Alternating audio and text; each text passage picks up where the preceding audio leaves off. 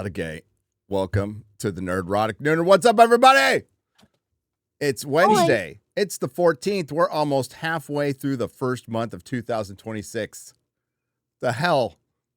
I'm just getting started. What's going on? Well, it's 1 month away to Valentine's Day, which every woman will remind you if you're involved with a woman. It's a scam. I like February 15th because then chocolate's on sale. Oh. Yes. I like deals. Like Halloween candy on November 1st. And Christmas candy. On the 26th? Yeah. Mahler said it best yesterday. January is the Monday of months. Oh, that's perfect. He is so good at that. I mean, he is brought into the lexicon the term whelmed. That was Mueller. Was whelmed. And EFAP. You know, EFAP, the Monday of months. Gary, the movies. Okay, you're not going to the movies all that much this month, and you are right to avoid the theaters.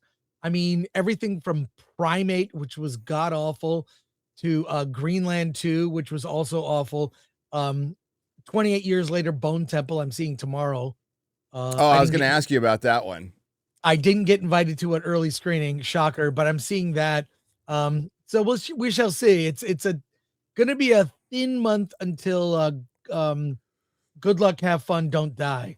I think I'm seeing that tomorrow. Actually, I can't wait. When's that coming? That's coming out in February.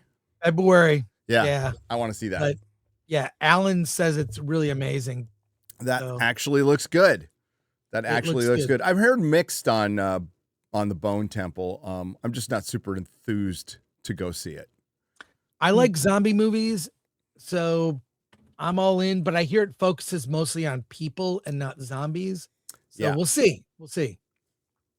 Yeah. So I don't think I'm gonna run to the theater to see that one. Maybe not. Maybe I'll be way too busy watching Night of the Seven Kingdoms, which comes out this Sunday. This Sunday. Okay. This Sunday, many episodes? How many episodes? Six. Just one drops this weekend? Weekly episodes. One drops this weekend on broadcast and on Max, I believe. And I think it's going to be good. And then there's Star Trek Academy, which is tomorrow. Star Trek Academy. Oh my God. I've seen the first episode, Gary. I don't know, it might be too early to get into it now, but as we begin the show with news or whatever, but I can give you my take on the first episode. I have a unique take, I think. Let's hear it. Okay. This is the best Kurtzman Trek ever done. Now, where's the bar? Very low. It's better than Picard season 3. No, put that aside. Okay. Strange New World, Discovery. I tried to watch Strange New Worlds, could not get into it. Discovery was terrible, mainly because the lead actress could not carry the show. I watched 4 episodes, was out. And what I mean by this is Strange New Worlds and Discovery are like Frankenstein shows in the sense that they're trying to bridge old Trek that you like characters like Spock and familiar things like the Enterprise and characters like Christopher Pike into a show that includes modernity and modern values, right? This show has zero connection to all of that. Okay. Zero. But it's Kurtzman Trek, though. This is what I'm telling you. It's fully what him and his team are trying to do. It is super socialist, by the way. Like, what Alan didn't say is that there's a trial at the very beginning with this mother and the character that what's his name plays, the half Klingon, and they were stealing food. That's why they're on trial. They were literally stealing food. It's like a justification. And what it is also, because of the burn, it's about wiping away old society to rebuild a new federation with new values that correct the mistakes of the past. Blatantly saying all this. What I'm saying is that's a connection to the old Star Trek, though, Chris. Yeah, I mean, that sounds like a direct connection. No, but to it's the a old Star connection Trek. it's a connection in the way that it's like, F that old stuff. Here's the new stuff. And all the that'll make it characters- so much better.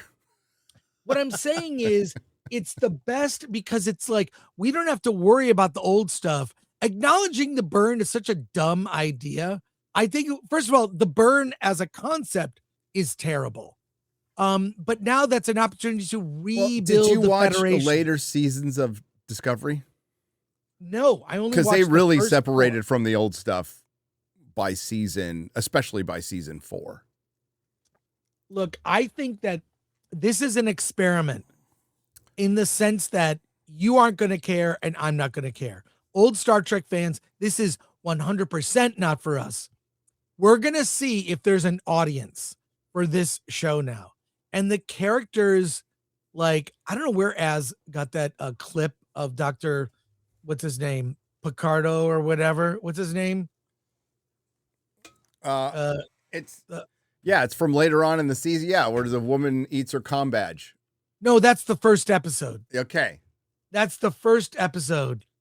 Wait, it's fully leaning into comedy. The opening is like an insufferable, super serious setup to make you like this one character and his journey, which is to find his mom. And Holly Hunter kind of becomes the adoptive mom, feels bad for this guy in this. I mean, it's so ridiculous. It's not even like science now. They've gone fully. It's just magic. I'm still waiting to see how this is better. I'm waiting for this part. I'm waiting for the connection. What I mean is it's better. This is what Kurtzman wants. It's none of the, it's like it's free from the burden of any of the past Star Trek. It's like wipes that away. It's like, we're going to do this thing. But is the thing that they're doing good? No, that's why I'm saying that's why I'm confused. Best. No, it's the best of what they've been trying to make a show like this forever. Now you got it. There's no reason for any excuses. So they have no excuses, Kurtzman. This is either going to land with the kids or it's not. It's Gen Alpha, Gen Z fully with like characters being awkward, autistic. Actually, the guy who plays Jaden as a Klingon, he's actually pretty good as a Klingon. And what I mean by he's pretty good, we saw him on the red carpet. He is super flamboyantly gay. So for him to play a Klingon that isn't that is pretty, he's a sensitive Klingon. Fine. Okay. Whatever. But he's a good actor in the sense that he's not flamboyantly gay as a character. So they haven't come out with what their sexualities are yet. But, oh my God, it's just, imagine, take all the dumb parts of Star Trek where they lean completely into comedy, like parts of Star Trek 4. That's the whole thing, with the exception of the don't opening. You dare compare Star Trek 4 to this. Well, I mean, there's some dumb humor in Star Trek 4. The hospital, Chekhov in the hospital. Sure. Just ridiculous, weird stuff that, Scotty talking into a mouse. But that was back when kids watched Star Trek, because I know I was a kid watching Star Trek. I was, 14 when that one came out. So I was there with my kid friends, and we were laughing at that stupid shit. But there's no 14-year-olds watching this shit. Yeah. What I'm saying is, I think if this resonates with Gen Alpha, that's good. It's not for me. It's not for you. It's not for any fan of Star Trek at all. This is a wipe slate clean. And the characters, oh my God, they're just so insufferable. Will you indulge me for a second, Gary? Sure. All right, I'm going to give up something I was going to show on my own show later this afternoon. Don't get in trouble with Alan. Alan will just be mad, but dude, that's okay. I got him on the show. He's fine. That's right. But here's what I say to you. You're going to see, you've seen Starfleet Academy. You've seen like the trailer. Mm-hmm. You've seen scenes, you've Mm-hmm. gotten a taste of it. Mm-hmm. What could Starfleet Academy could have been? What could it have been if you really leaned into Star Trek? Let's just watch this. We'll talk about it. What this could have been. What could have been? Yeah. What could have been?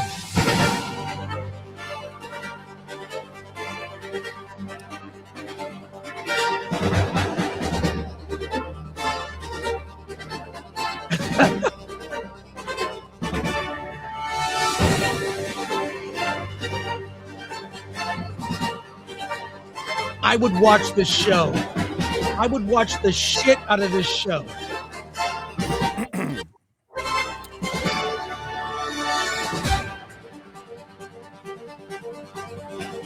I like the aesthetic better. Beyond fear. Beyond limits. The future of exploration begins Galaxy here. class. Yeah, fuck yeah! Let's go, let's go! Todd Polansky.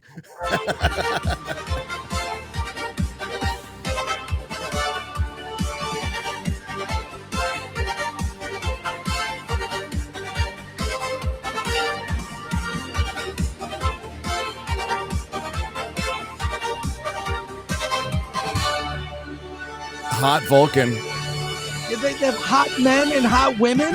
I mean, this is, dude, this is what Starfleet Academy should have been. Some rockin', I mean, doesn't that get you pumped? Look at Alex Kurtzman. Does masculinity cross your mind when you see that guy? No, he just seems like a guy that Little light in the loafers. You know what? You know what? He seems like he's very good at listening. He's really good at listening. I'm a listener. That is an insult, by the way, ladies. Yeah. He's good at listening.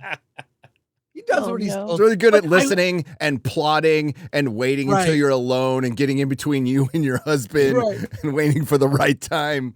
But by contrast, I look at what that's an AI thing, a channel that does, and there's more and more of this that like Echo Base Network, shout out to them, and Star Wars Theory have been like reacting to these like Star Wars videos. I mean, whatever. They're giving the fans what they want. That if I saw that Starfleet Academy, I could not wait to tune in every week. Action, characters you care about. This thing, it's an embarrassment. And what they have passing as humor, like I ate my what is that? Who wrote that line? They think it's funny. It's what an alien. This is what humans think are funny. These things are jokes. Yeah, that's what they probably think, because I don't know. Calling them aliens is an insult to aliens. They're woke people with no sense of humor, with a gigantic stick up their ass, and wouldn't know a joke if it sat on their face.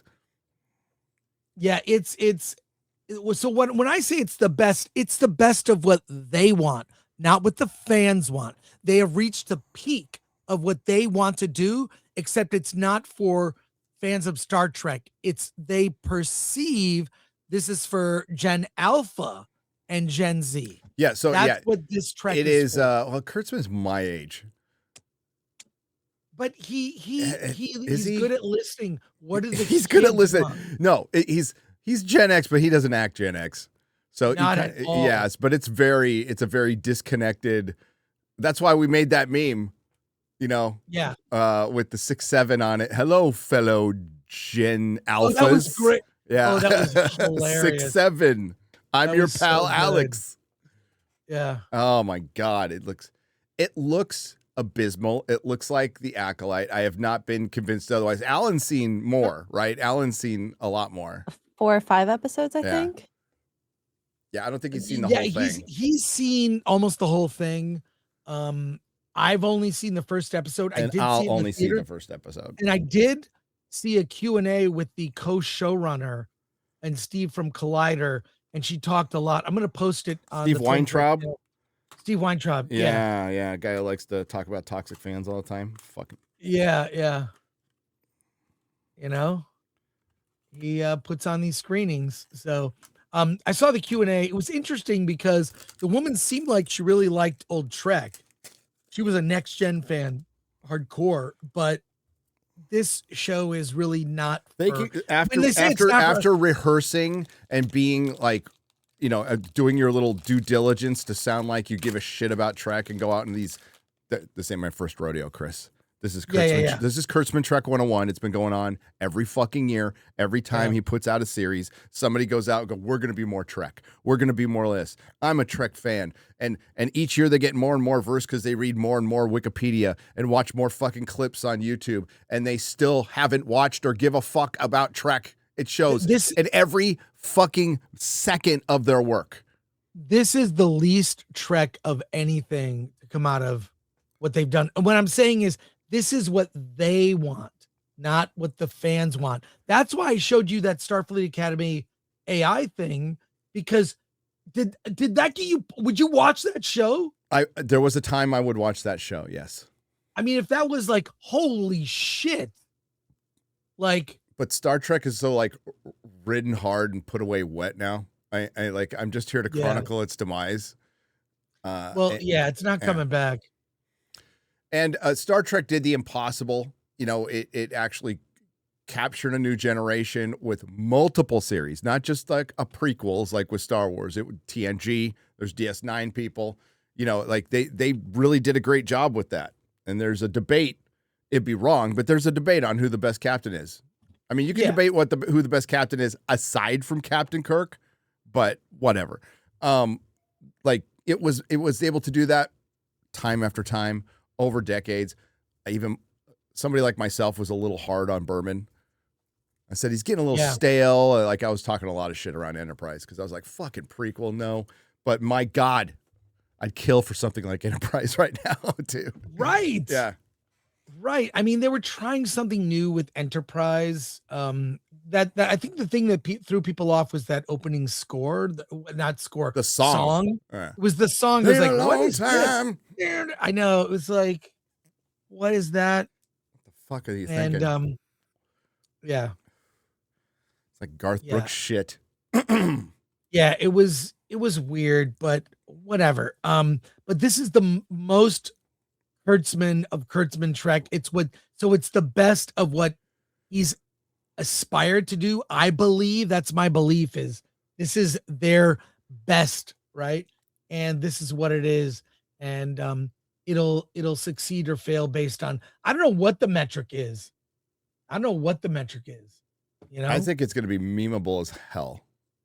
Oh, 100%. Yeah. That's not a good metric. That's not a metric of quality. When you go, I want to meme the shit out of this. Yeah. I could be wrong.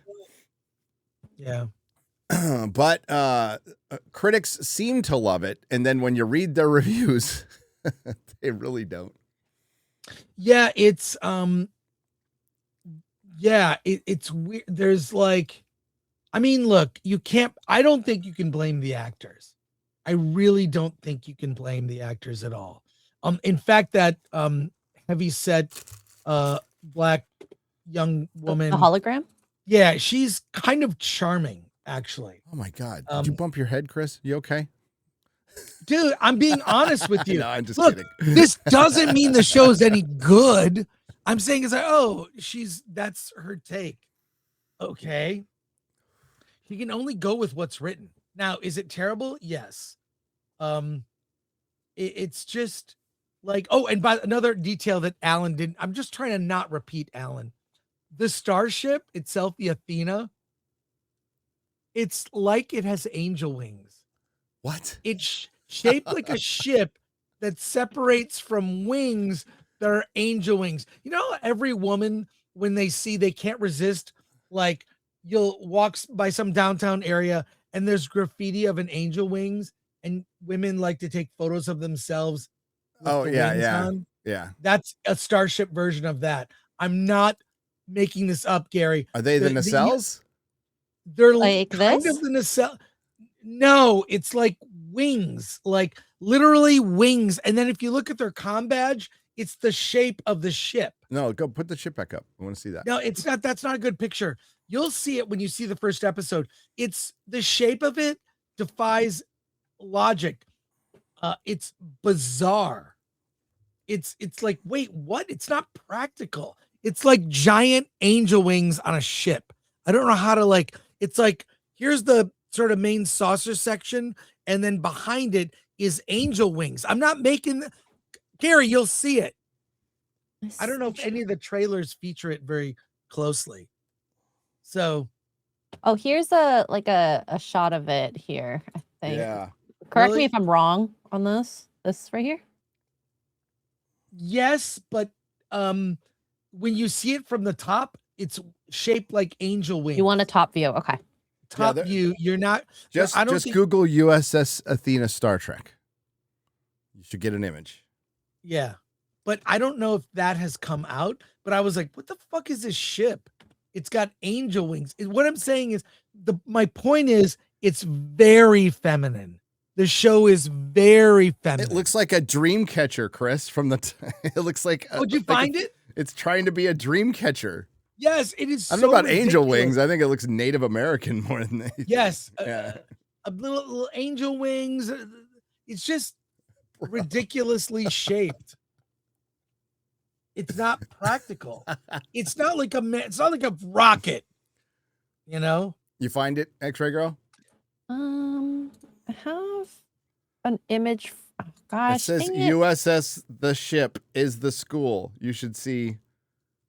Did you just the ship is the USS school, Athena Star Trek? Did you Google that and hit images? Here, I'll just show you all the images. How about that? Yeah, just throw it up. The one right there. Yeah. Where it says the ship is the school. That this one. Just click on it so the image comes up because it's a YouTube. Yes. Say to the right. You see that? Oh, I see what you mean about the wings. See what I mean, Gary? The very top view. Yeah. That's the ship. It looks and like that's a dream also catcher. the shape of the It looks like badge. something you get in Sedona, Arizona at the Crystal Hippie shop. Yeah, that's colored. What are they called? Teal. What's that color that's like a blue, aqua blue green? Teal. Yeah. Teal, aquamarine. horrible, bad jewelry. Yeah, you would buy on vacation and never would use. What I'm saying is I would buy it not for me. The thing is, one of the things, Robert Meyer Burnett mentioned this. Okay. One of the things that had prevented Star Trek from moving forward was the technology. It was getting too advanced. It would solve too many problems. It was getting godlike. Yeah. So that kind of went into their decision making to go backwards a little bit. So going 1,000 years into the future from TOS. Yeah. And it's in the hands of Alex Kurtzman. Who's his co-showrunner? What's her name? I'll look it up. You were just at a you don't remember her name? I don't remember her name. You were just at a Q&A with her. IMDb. Let's see. She was on that red carpet. Stephen Colbert is he's like the voice of the. Oh, that's a selling point right there. Good God, sorry. Oh my gosh. Oh, Noga Landau. Okay, that's so what her has she name. done? Noga Landau. Go check and see what she's done. A lot of I'm looking at her. Oh, there's a photo of her from Comic-Con. She was at Comic-Con. She's worked on Nancy Drew, Tom Swift, and a show called Tau. That's it. Not hearing a lot of genre in there. Science fiction, fantasy. The Magicians. So she's been a writer. She was on The Magicians. Why does that ring a bell? I don't know. So yeah, Noga Landau. Wasn't The Magicians? Hang on, chat. Somebody in the chat watched wasn't The Magicians a show that came out like 4 or 5 years ago? She had to clarify she's not related to Martin Landau. So there you go. Anyways, it's ringing a bell. Hang on. So not a lot of stuff, not a lot of genre stuff, not a lot of mostly a writer, never really been a showrunner, but I mean, you know, if you're in the writer's room, you can learn that on the job, I think. Yeah, it was a sci-fi series and it was gay. That's what I remember. It was a sci-fi series. Remember when they changed sci-fi to sci-fi? Right. Yeah, I remember it because I remember early days of the channel. People are like, watch the magicians, and I watched one. What the? I gotta throw my phone far away. That's so weird. And I watched one episode and went, no. Yeah. No. Lasted for 5 seasons though. Is sci-fi still around? Is sci-fi still around? I don't know. Aren't they part of I think they were part of Paramount, right? Yes. I think that network is gone. PBS is gone. MTV is gone. International is gone, yeah. I mean, MTV in America has been gone essentially for 20 years. Pretty much. I mean, it's but in MTV internationally, they still played like music, I guess. Yeah. But you don't need it.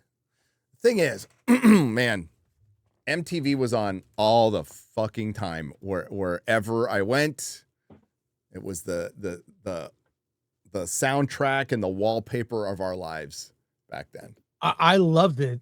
I loved it. Yeah. Yeah. I mean, like, we had no choice. So we had to sit through songs we kind of hated, but then we'd hear them so much we'd like them. So true. Sci-fi is still around. It will run films all day, like Harry Potter, right? And it probably gets better ratings than it ever got. If it just loops Harry Potter. Well, Sci-Fi did Sharknado and all those like dinosaur versus Sharktopus or whatever. They did all those like cheesy, they would make these movies like they'd have like a $1 million budget and they were stupid. So make of that what you will. But they made money. The Sharknado made money. It became a franchise. What did they make? Yes. 5 or 6 of them? The guy who used to write for Film Threat, Anthony Ferrante, in the 90s. He was a Film Threat writer. And then he got a real job. So what can you say? I would call Film Threat a real writer. Yes. What are you talking about? Well, it doesn't pay a whole hell of a lot. Writing doesn't, but yeah. Yeah, but yeah, it's fully what they want to do. So it is gonna succeed or fail. Look, it's not for me. I'm watching this going like, and I hear people laughing. I'm like, this isn't for me. This isn't for me. I mean, I did see it in a movie theater. Okay. You saw it in like LA is the single worst place to get a litmus test of what the nation thinks it's terrible. Of a show or a movie. Yes. It's like you will not get a good it's biased for sure. It's the home field advantage. And then you got a bunch of people there who just are immersed in the industry, want to be part of that industry. So they'll love anything. Correct. So look, it's almost like making fun of a retarded puppy at this point. It's just like, I feel bad for this show. Why? Like it's I'm just saying, it's like, I wonder if this show will even have fans. I don't feel bad about anything Kurtzman involved with Kurtzman. Well, true. Like I have no sympathy, empathy for that dude at all because he's got none for the fans. Never cared, fleeced, grifted Star Trek, fleeced it for what it is, ruined its legacy forever. I want to see him humiliated. This is something I genuinely want.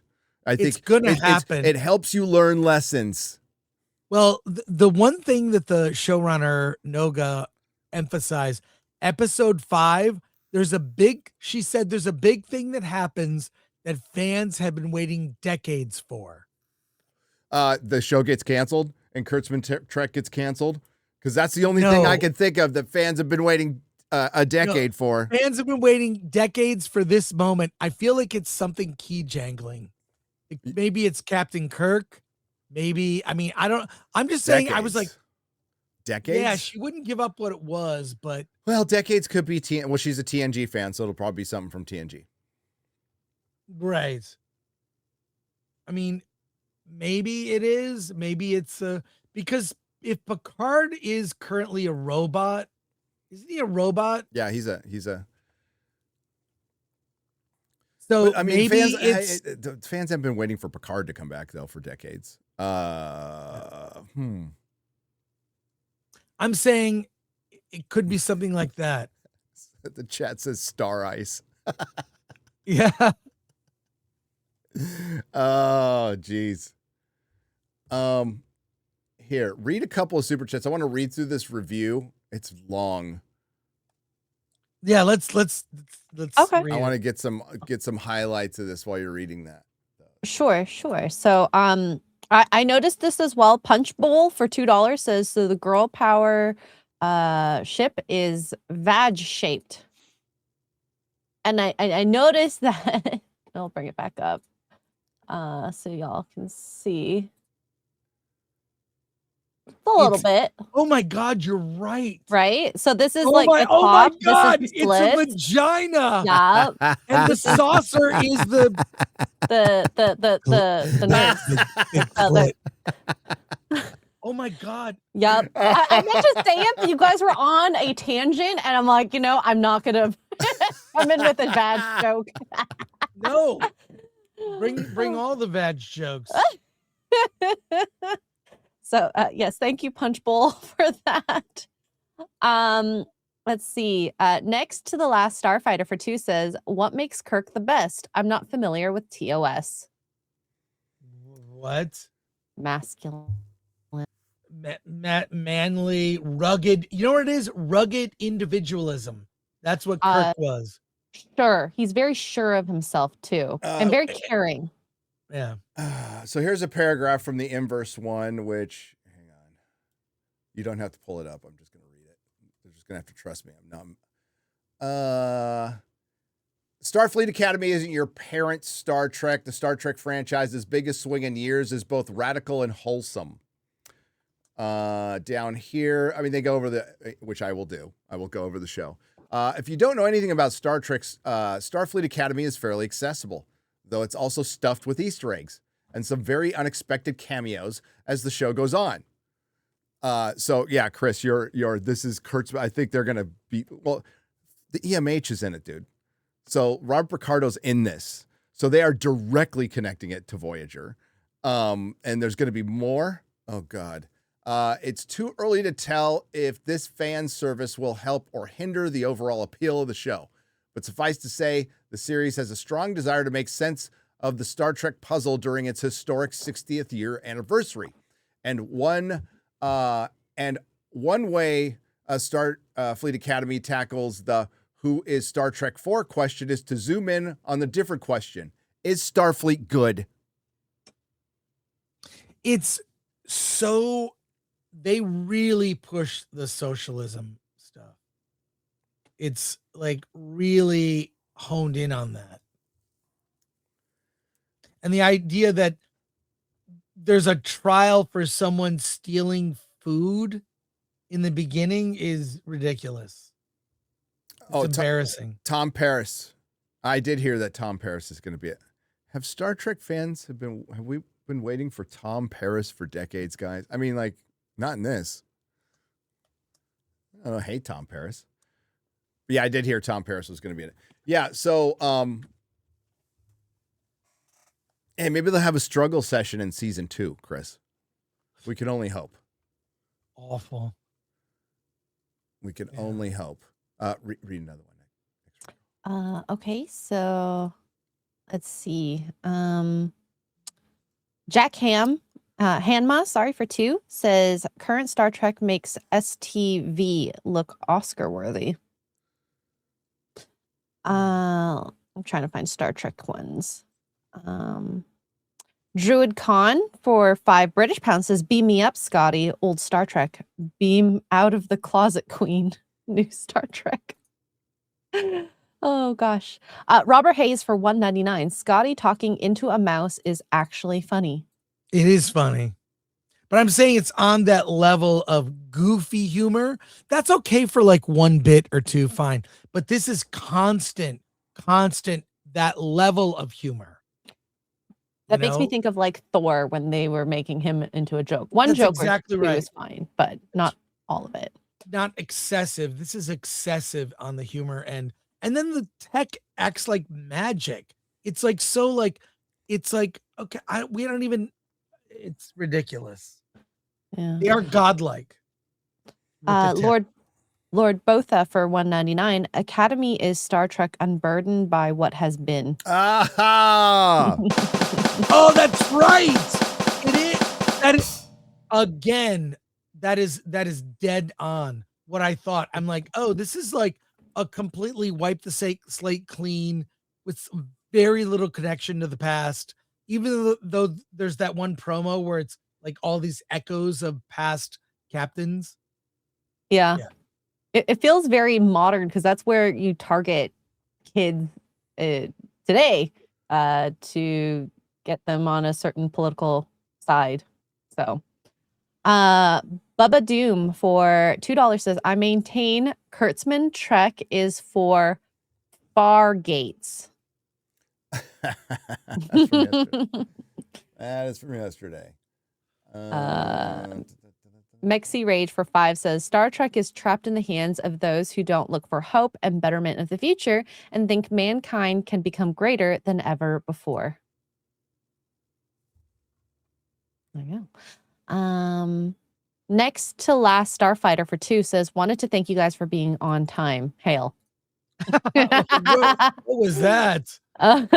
We were very, very, very on time. The Morak for $1.99. Chris, any thoughts on I Was a Stranger movie? I Was a Stranger? I didn't see it. I mostly see everything in theaters, but I did not see that. Okay.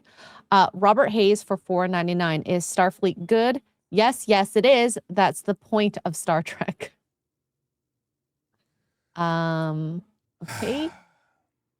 Leonardo T. Dragon for 5 says audiences will be skipping school when it comes to Starfleet Academy. Oh, gosh. Starfleet Academy walks a fine line trying to please 3 separate audiences at once. And none of them are going to show up. It truly wants to be a great first Star Trek for young viewers, luring them in with the CW tinged drama of students yearning and learning in equal measure. Okay, hard stop right there. How long has the CW been gone, guys? But we still use that as a reference. Yeah, how long have they've been gone for what, 3 years? Going on 4 years? Right. So if you're talking about not Zoomers, you're talking about alphas, that's a third of their life. They don't know what the fucking CW is. Or it's a distant memory for them already. It wants to attract a mainstream audience more familiar with the action-driven movies, delivering expensive action scenes, directed by big screen gusto. And yes, it also wants to appeal to the hardcore Trekkies, exploring the current status of the Klingon Empire, a massive swing that connects with unexpected force.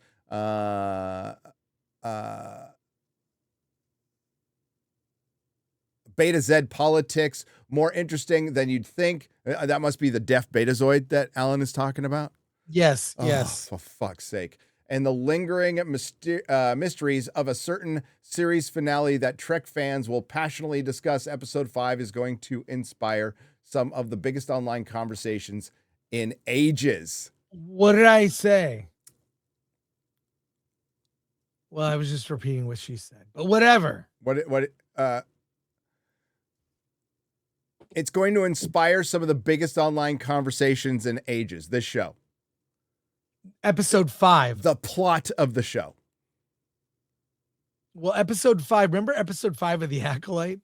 Yeah. I mean, it did. Yeah. It did. So they're going to probably do something controversial. Alan's probably seen it. Ask Alan. Don't ask him what it is. Ask him if I'll episode 5 is a big deal. Yeah. All right. Ask him if it's a big deal.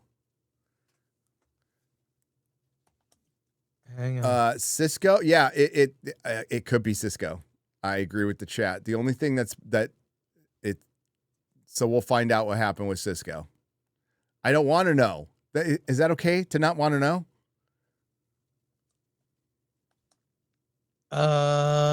I'll find out.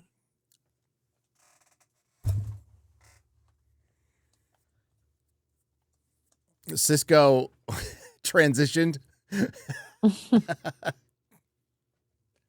I just think if you Came can back make Cisco. I just think if you can make a hologram as a life form, can't you? Can't you cure deafness and fatness and not eat your fucking comm badge? I would think. Yeah. If we're doing just chats now, Gary, have you seen this? I love the response. I'm tired, boss. I'm tired, boss. Oh, yeah. You saw this? I saw that. And I'm like, yeah, of course. Of course. It's just, you know what? It's boring. You could remake The Burbs, which was not a very good movie when it came out with Tom Hanks. I remember thinking, well, that was blah. But so this is look at the poster. Literally, this is what we're creatively stuck with. We use the term creatively very loosely here. Yeah. And it's like, a who series. is that? Who is the chick? I don't know. You went from Tom Hanks when he was on his rise, right? So everybody knew who he was. They knew him from a sitcom. They knew him from Splash. Yeah. And you go to who? It's the same pose. What a total lack of shout out to Script Trooper who said, "I'm tired, boss." Like, what a great comment. Well, what's Kiki Palmer? Huh? Kiki Palmer, maybe? Better get it right or they're going to call you racist. That's a different. Oh, I went to IMDb. I don't know who she is. That's why I said I think it is. IMDb told me so. It's okay. Thanks, Simulu. You're welcome, Jeremy. Oh no. Who was the actress who was in All's Fair, Chris, that won the award at the Golden Globes? Was acting like she's the first black woman who won an award in the history of time. I don't remember. Matt Walsh. Matt Walsh's tweet was great. It's about time Hollywood celebrated the 450th black woman since last Wednesday. Yeah, that was great. Yeah. Oh, that was good. That was a good roast. I liked it. Yeah. Dude, I don't know who it is. And what burbs are we talking about? Yeah.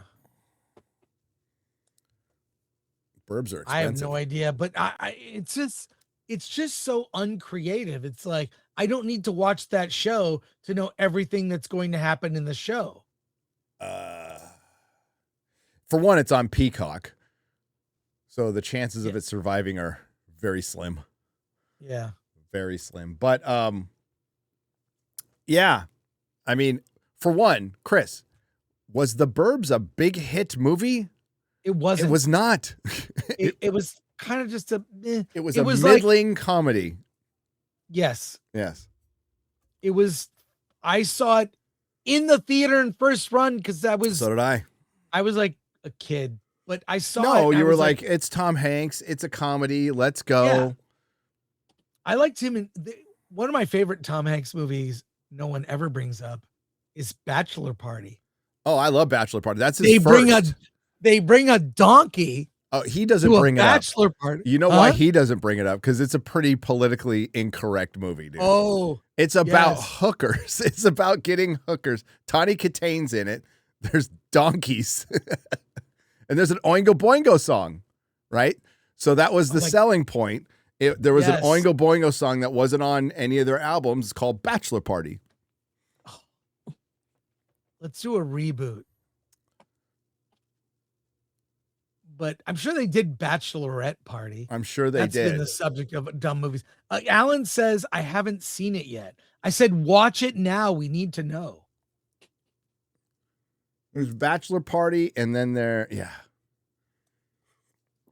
That was the first movie I remember seeing him in. Yeah, Bachelor Party was fun. Like, why would you go to a bachelor party when you're going to marry Tawny Katane, though? See, that's the thing, is the bachelor party would just be the honeymoon. Come on, let's be real. It's Tawny Katane. May she rest in peace. She's gone. She passed away. Okay, Alan says he's going to watch it now. He'll get back to us. He's going to, fast forward and try to find what it is. Cool. Hey, no, he can get back to us. We can move on, and we'll circle back. Will Jen Psaki circle back to that? We'll circle back to that. But yeah. Okay.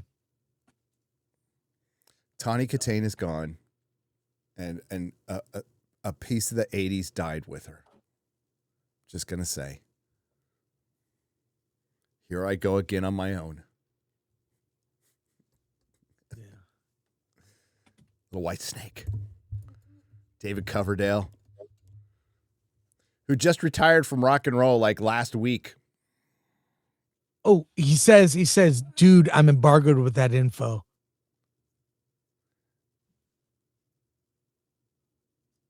Okay. So he can still tell me. So it's it's totally Cisco. It's going to be Cisco. It's going to be about Cisco. Episode 1 and 2. Okay. It's going to be Cisco. I think the chat was like Cisco, and I agree. That would be the one thing that would get people talking. And they need to get people talking about this show. So much, Chris, so much for doing your own thing. And then you get you need to bring up Cisco, the one thing that hasn't been brought up in Star Trek. Yeah. The thing is, so you make that a big point of the show. Yeah. And kids are going to be like, who? No kids are going to watch this. Let's not delude ourselves. Okay. Let's not delude ourselves. We can go to next topic, Golden Globes. Golden Globes, Chris did a party. Chris did a watch party. There was little pins that said, be good.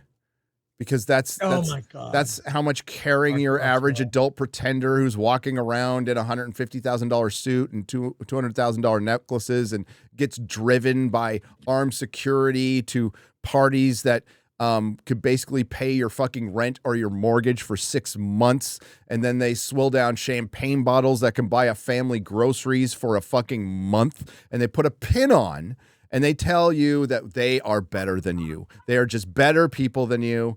Because they put a pin on you pleb Americans. Then they go back to their mansions and they sleep with their mistresses and their pool boys, be it male or female, butt chug coke off their ass and get back and learn their politics from their fucking assistants and tell you how to live some more at the next award show. Yeah. The best joke, I think it was a Nikki Glaser joke. Sean Penn goes to assist countries where he can do cocaine. That's why Sean Penn, the people he was smoking at the award show. I heard he's off cocaine now. Okay. If he is, that's good. And if he wants to fire up a heater at an award show, that's the one thing he's done that I actually fucking respect in the last 5 years or so. But let's just say that he and I, we didn't share a moment. We shared access to the same Bolivian marching powder from the same person. Right. We'll just say that. Back in the day. That Be Good thing was everywhere. The one positive about the show itself was fairly politics light. And Nikki Glaser even mocked the awards in the opening joke. She said, "Welcome to the show. It's the most important thing happening in the world today." And that was it. No other reference to anything. No. Well, ice. Nikki Glazer said she cut the politics jokes because they weren't going to be funny, and that was probably smart on her part, right? And she did. She was on Howard Stern, and I don't know if you want to see this. I have the video. She reads the joke she would have said that she cut. Some of them are pretty good. Are they political?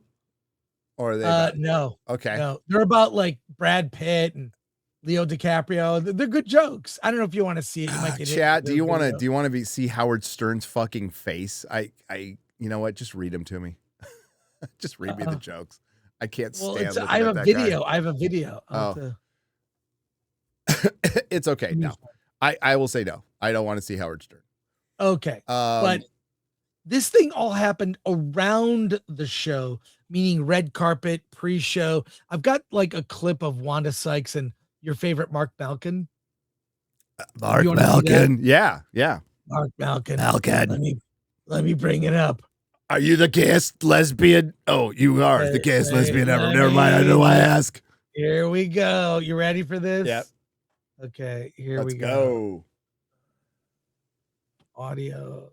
The pin. Be good. Tell me about Be good. Yes. Of course, this is for the mother who was murdered by ICE agent, and it's really sad. And you know, I know people are out marching and all today, and we need to speak up. We need to be out there and shut this rogue government down, because it's just awful what they're doing to people. Oh my God, that's like an official thing. Whatever. It's so insightful. Well, I've really got studying it from both sides, and yeah. It's but Nikki Glazer did a good job. She did okay last year. She did okay. She did good last year. She's no Ricky Gervais, but I think she did good.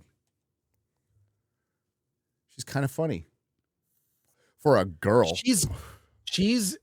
I thought she was good. Mm-hmm. Have you ever been to a Golden Globes? I went once in 2020. Oh, dude, you saw Ricky Gervais? I saw the last appearance of Ricky Gervais. I was not in the room. I was in the because I worked for G4. G4 was part of Comcast Universal. Someone there in the PR somehow liked me, and I got invited to the NBC party. Fucking SNL cast was there. Adam Driver was there. There were tons of celebrities who couldn't get in the main room. They were at the party for NBC. And the best moment of the night was Bill Murray was behind the bar serving drinks. Oh yeah, you told me this story. Okay, you told me this story. Like, he was just fucking with people. He was like, "What can I get you?" And it was hilarious. So okay, I found an article from Deadline. Okay, with jokes that Nikki Glazer didn't tell. Okay, great. Well, damn it. Pop-up bullshit. I hate it. Brave. Use Brave. Okay, let me share. Use Brave, Mozilla, Firefox, Linux, Am I whatever. sharing it? No, wait. Okay, I did find it. Damn it. All right, Gary, I'll bring it up. I got it. I got it. I got it. I got it. No, I got it. What the fuck? Damn it. Now I feel like you. What the fuck is this shit? Oh. G-Force got it. Damn it. Thank God, that's the only window that went up. Yeah, I'm gonna dox myself. Motherfucker. X-ray girl, right. check before you share. Check before you share. It's so tiny, the window. All right. Everything looks tiny to you. I'm sorry. This is so small. The jokes. Is this it for sure? Someone chat will get that. Sean Penn is nominated tonight. I'm assuming for best neck veins. Sean Penn is here looking like the defiant last tree standing in a rainforest. Wait, Sean Penn is nominated tonight. I'm sorry. You go ahead. You read better. No, you read. You read gooder than me. You read gooder than me. No, I'm terrible. We taught it. Sean Penn is nominated tonight. I'm assuming for his neck veins. Sean Penn is here looking like the defiant last three standing in a rainforest. Leonardo DiCaprio always looks like he's squinting. Leo, why are you always squinting? I mean, I assume it's to read your girlfriend's ID, just making sure that that the year starts with 2. Don't cut that out. Don't cut that out. Amy Poehler is here for her podcast, Good Hang, which is what Timothy Chalamet says after sex. Julia Roberts is nominated for After the Hunt. I don't know what it's about, but I'm assuming the hunt was to find someone who's seen it. That's good. It's good. Jonathan Bailey is here. Jonathan is the first openly gay man to be named the sexiest man alive by People magazine. And at first I was like, do we really need to say openly? And then I looked at the list of past winners and I was like, oh yeah, we do. Yeah. Jeff Goldblum is here tonight because not because he's nominated, just because they were shooting an ad for apartments.com down the street and he just kind of wandered in. Jeff doing ads for apartments.com is hilarious. You haven't lived in apartments since you were a fly. One battle after another had so many incredible performances. Chase Infinity, God, that name. I hate that name. Is nominated for Best Actress tonight, and Chase Infinity is a real name, and this is true. If you apply now, you can earn 5% cash back on all travel through her at the end of the year. So get on that. It's a great deal. That was good. Chase Infinity Payne is actually her real name. Chase Infinity Payne, which is also how Sean Penn gets an erection. He chases Infinity Payne. Brad Pitt is nominated for his role in F1 tonight. Could you scroll it down? Oh, okay. A little bit more. I'm like looking like my progressives are running out of room. Okay. Okay. Brad Pitt is nominated for his role in this is the old man podcast. Okay, just so you know. I'm having trouble seeing it, Chris. Can you scroll it up or down? Whatever. I can't find it. How do I share audio? How do I share audio? Is this thing on? Brad Pitt is nominated for his role in F1 tonight. See, that's what I love about Hollywood. When a man turns 60, he gets to play a car driver. Meanwhile, after 35, every role for a woman is a tired mom that hates her life. There's a follow-up to that. Oh, and it was said something about, and I didn't want to tell you that your blinker was on the entire movie. Yeah, that was a great follow-up. That was good. They missed the best part.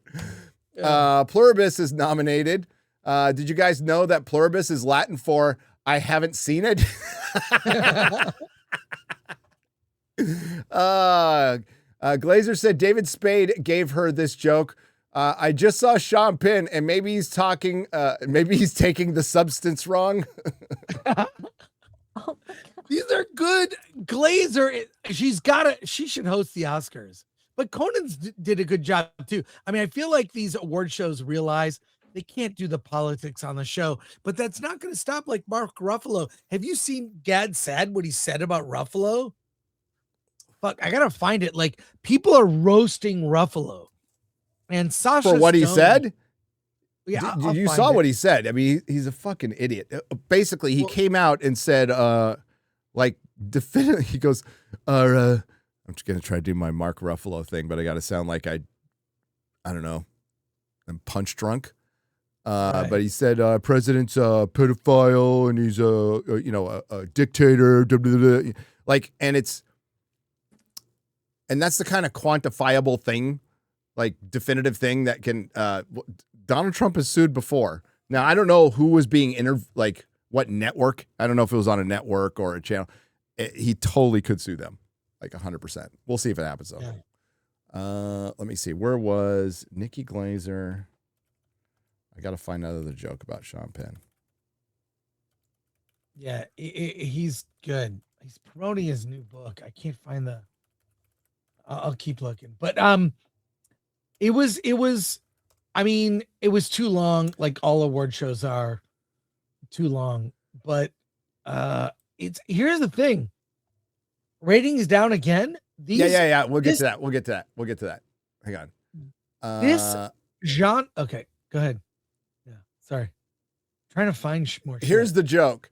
I feel like a lot of actors talk the talk, but Sean Penn actually goes to the places in the world that need the help the most, and he will do cocaine there. Oh, that's great. That's good. Yeah.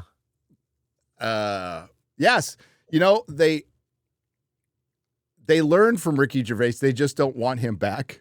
They don't. But it absolutely, they should kill Tony, should host all the award shows. Kill Tony. Oh my, if they got Kill Tony to host the Oscars, Tony Hitchcliffe. people would tune in. And all he does is roast every winner and everybody in the first 2 rows for 3 hours. It would be the most watched award show ever. It'd be huge. Yep. So he says, I hope real Donald Trump sues Mark Ruffalo into oblivion. I am a free speech absolutist, but incessant defamation known to be false is not protected speech. Then he says, it is impossible to describe the extent to which I loathe Mark Ruffalo. He has no moral compass. He signals his virtue from a place of astounding ignorance. I have plants that are substantially smarter than this degenerate imbecile. So, like, I don't know. It sucks, man.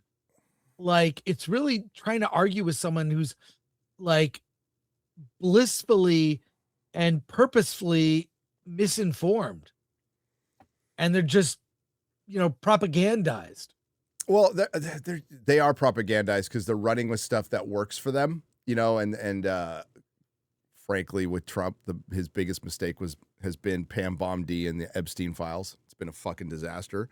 And now they're able to take that and completely ignore that fucking Biden did nothing about it, like for previous 4 years. And this goes all the way. The Epstein shit goes back to Obama. It goes back a long way.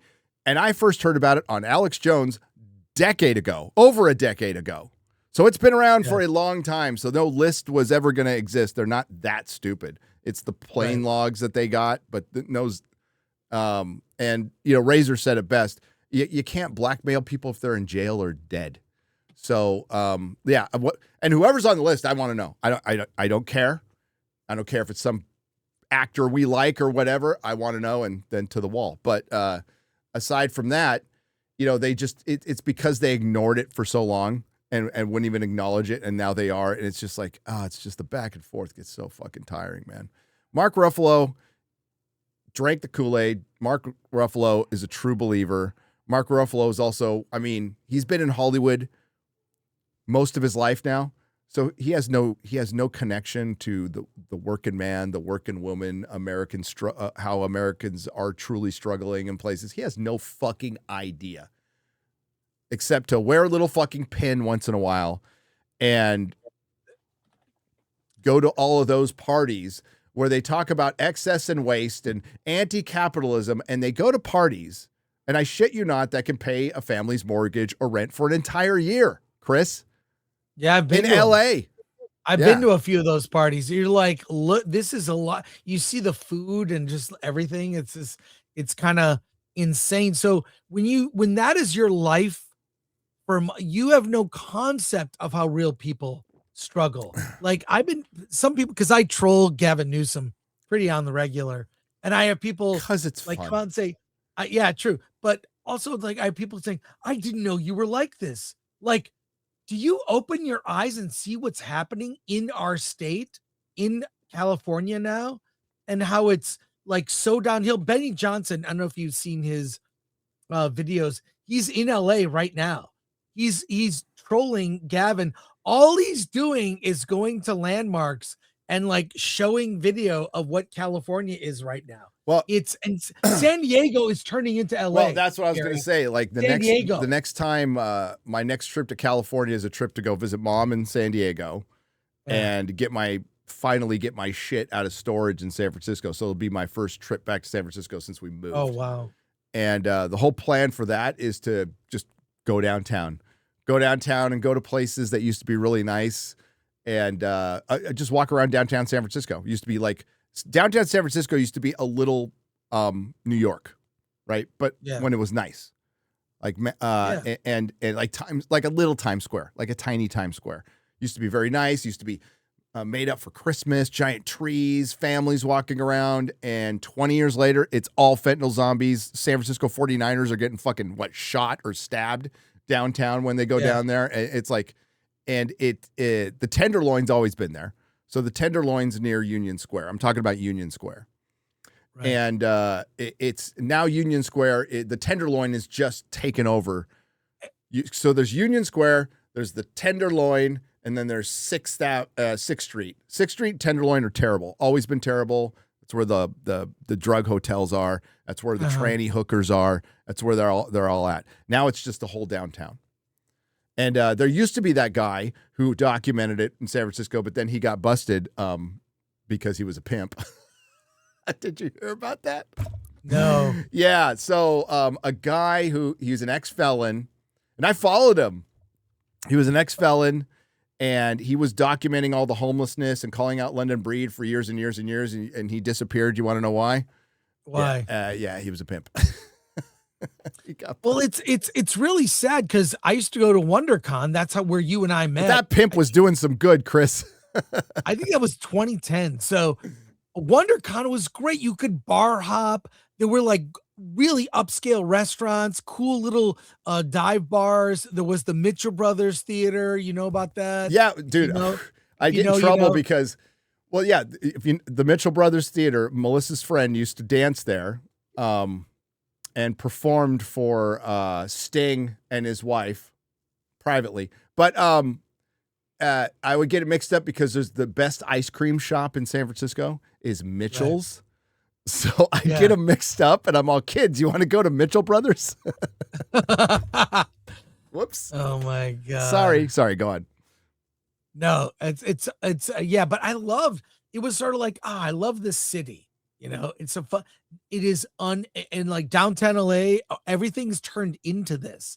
And Gavin Newsom talks this big game, but it's like, look what your state, I've seen it because I have eyes. I don't understand the people who are denying. Do you see how our state under Newsom has declined? It's the fastest decline I've ever seen with my own eyes, seeing what's happened like ever. And then I have friends like Dante James, among others, that can't live here anymore. Can't live here.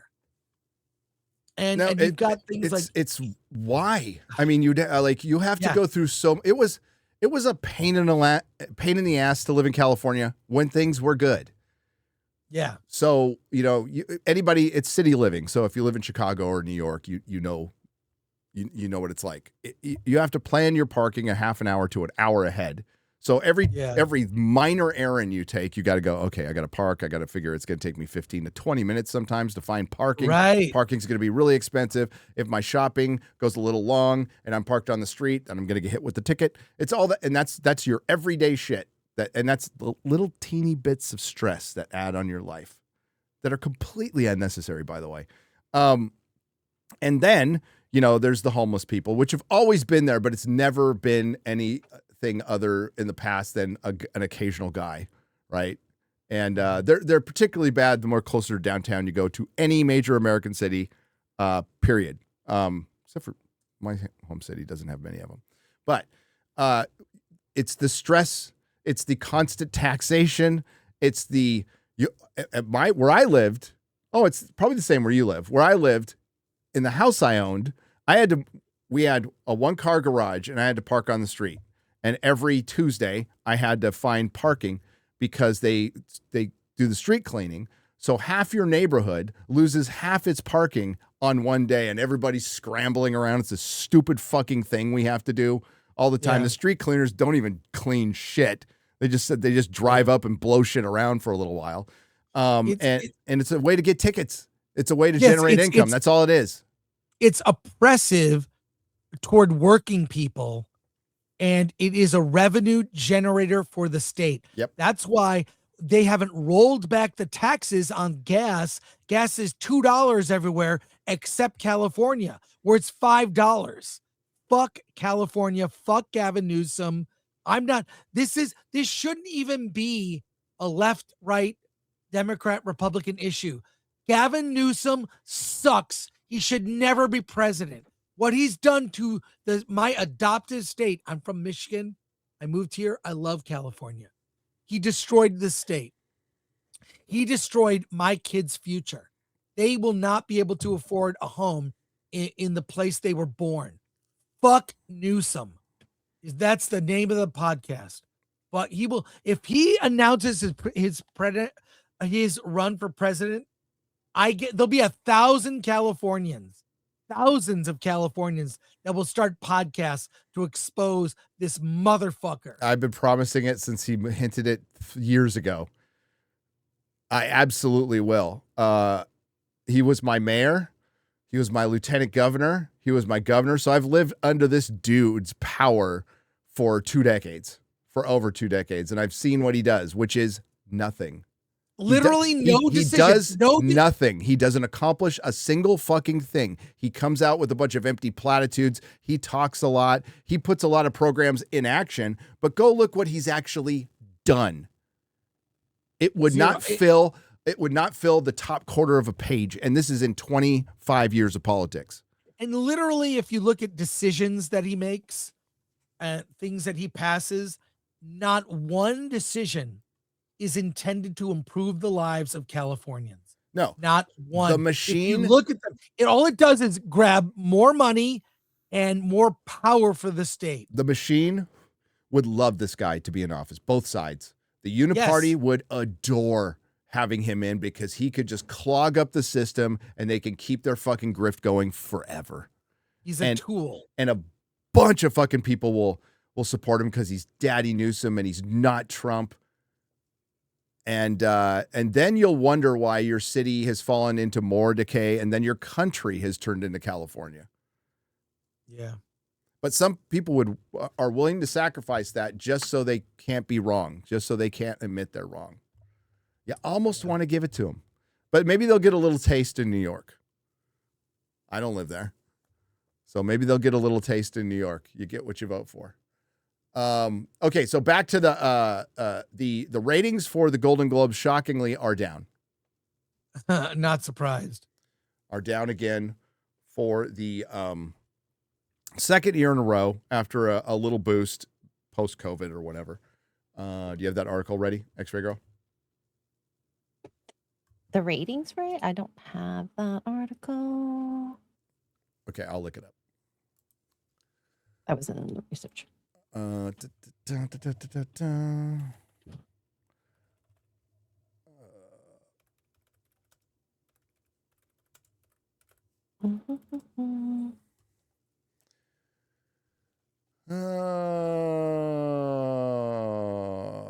mean, when are the Globes?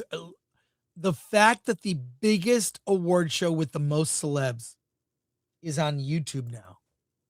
Where does that leave these smaller events like DGA, SAG Awards, Globes, CCAs? Like, I have a Hollywood Reporter article. Yep, that's it.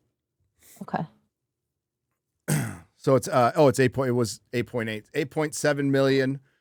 The award show drew 8.7 million viewers on Sunday night, down a little from 2025. At its peak, this thing used to get, I think it was 15 to 20, which is pretty amazing for basically a Temu Oscars. That's what it is. And it's they're all, like you said before the show started, they're all going to be on YouTube pretty soon. They'll all be on YouTube. Yep. All of these shows, because it is, I mean, look, you can't make, even though you can make it a traditional sitcom with a laugh track. That format is dead. Late night TV is dead as a format, right? I mean, so sitcom, late night TV, and award shows, these are genres. They don't do one of the biggest genres of the 70s, and you and I suffered through it, Gary, variety shows. The best one was the Muppet Show. That was a variety show. Yeah, music, celebrity guests, comedy bits, a running thread through the show. Remember Donnie and Marie, Sonny and Cher?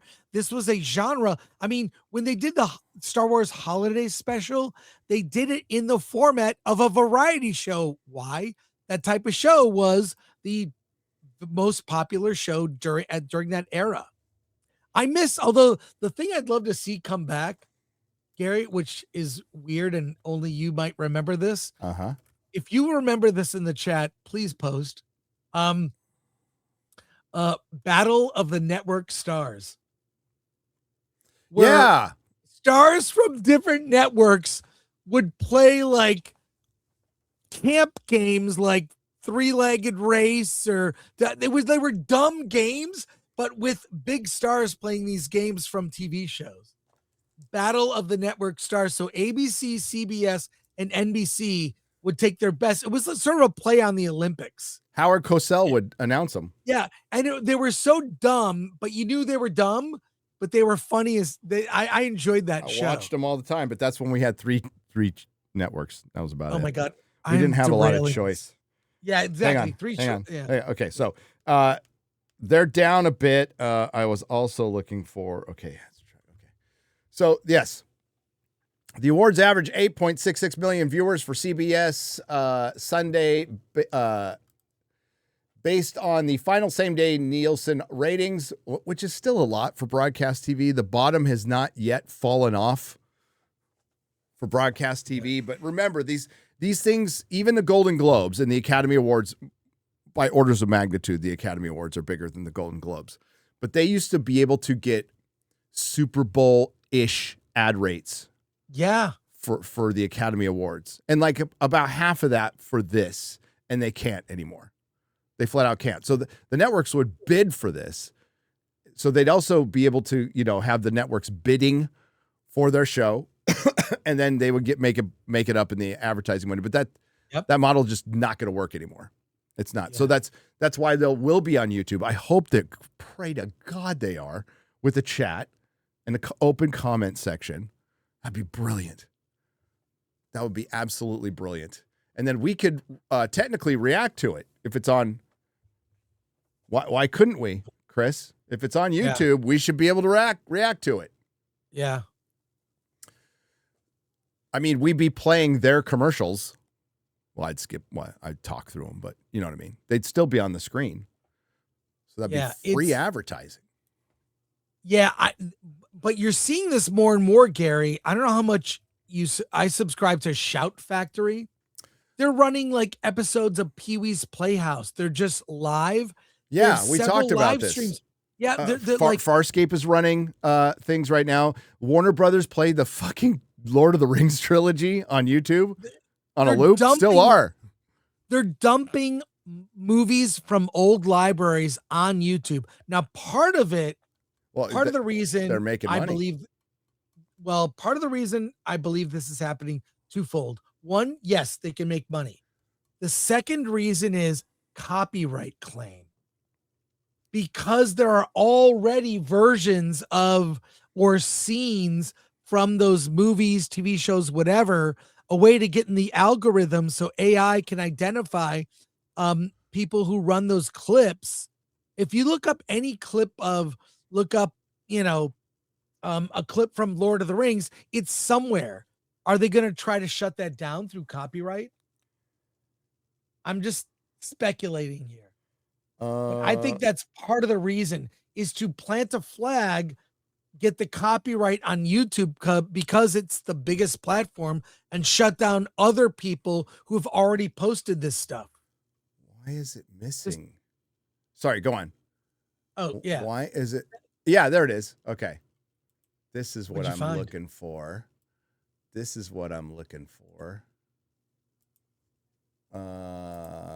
Put this in the private chat. Is it the streamed for free? Yeah. I got it. Yeah, that's X-Ray Girl. What?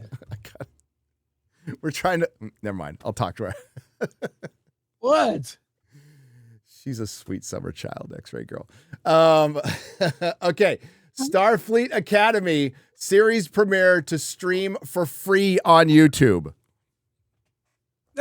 Oh my, really? Yes. Yes. So the first episode, wait, so can you react to it? I don't know, but I will be in that chat. If that chat is open. Has it come out yet? Let me. No. It premieres tomorrow. It premieres on Thursday. So Star Trek On Academy YouTube. series premiere to stream for free on YouTube. Holy cow. It says here the episode will be available for limited time on the Paramount Plus YouTube channel. Yes. And it premieres in 10 hours. Can you put the link in the private chat or share it with our audience? Can we all go there and be chatting? Well, I don't want him to listen. I don't want him to take the chat away. I want him to keep it up. I want him to keep it up. Well, it's not available in my country, but the comments have been turned off. So. Of course they have. Already? Yeah. Yeah. I don't know if the chat's available because of my location, but if one of you Americans want to check, the YouTube link is in there. One of the Americans. Yes, please. Okay. I would turn my VPN on, but then it would blip everything here. No, don't. It's fine. I didn't think they would have the comment section up. That's crazy. I didn't think hope they there's would. a chat. There could still be a chat. They kept the chat open for the blue carpet. So, boy, that was fun, Gary. The blue carpet. The blue carpet was what? Yeah, wasn't it though? What is this? What's this? Yeah, I'll share a screen with something. This is my favorite moment from the blue carpet. Was this? It's my favorite moment.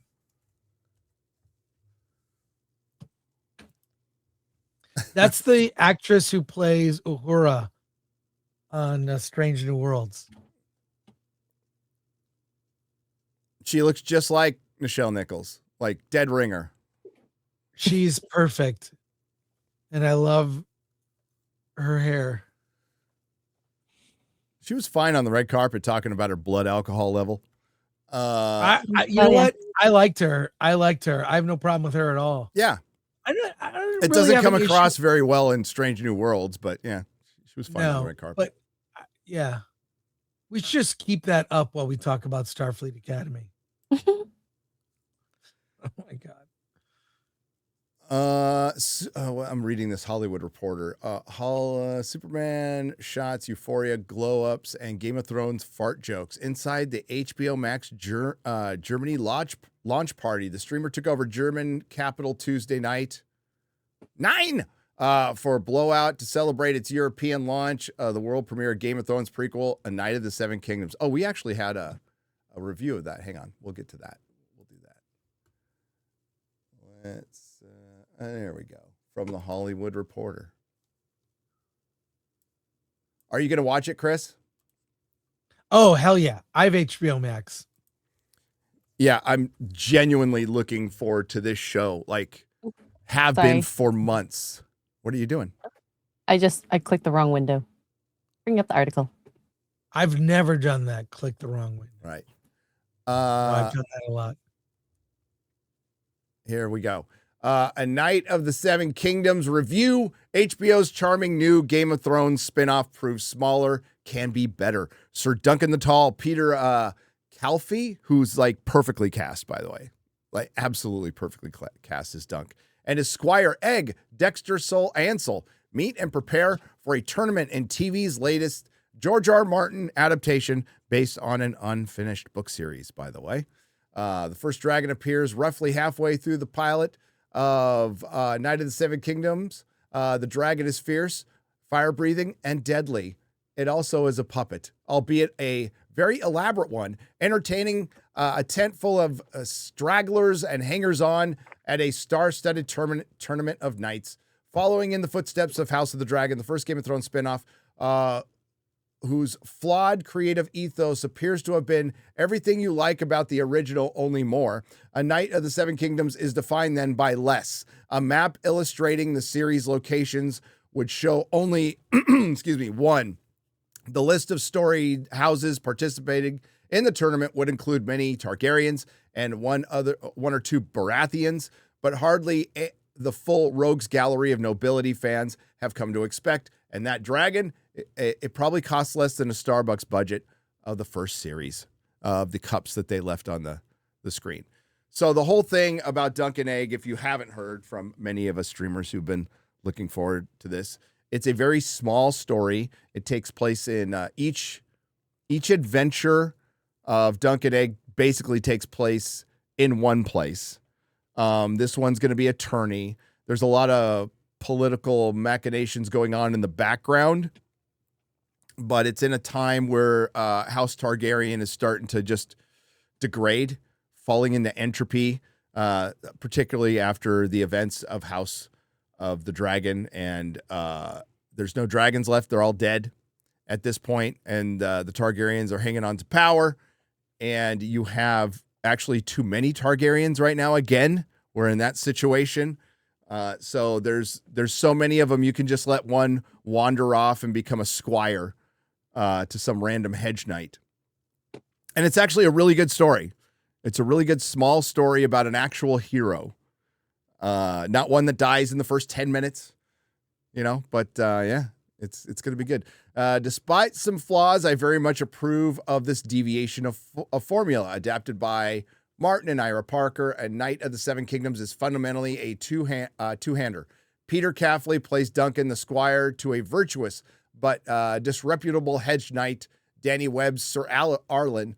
As we begin, Duncan is in the process of burying Sir Arlen, the only father he's ever known, leaving him with 3 horses, a beat-up shield, and a broadsword, and what might be a lie. The lie is, that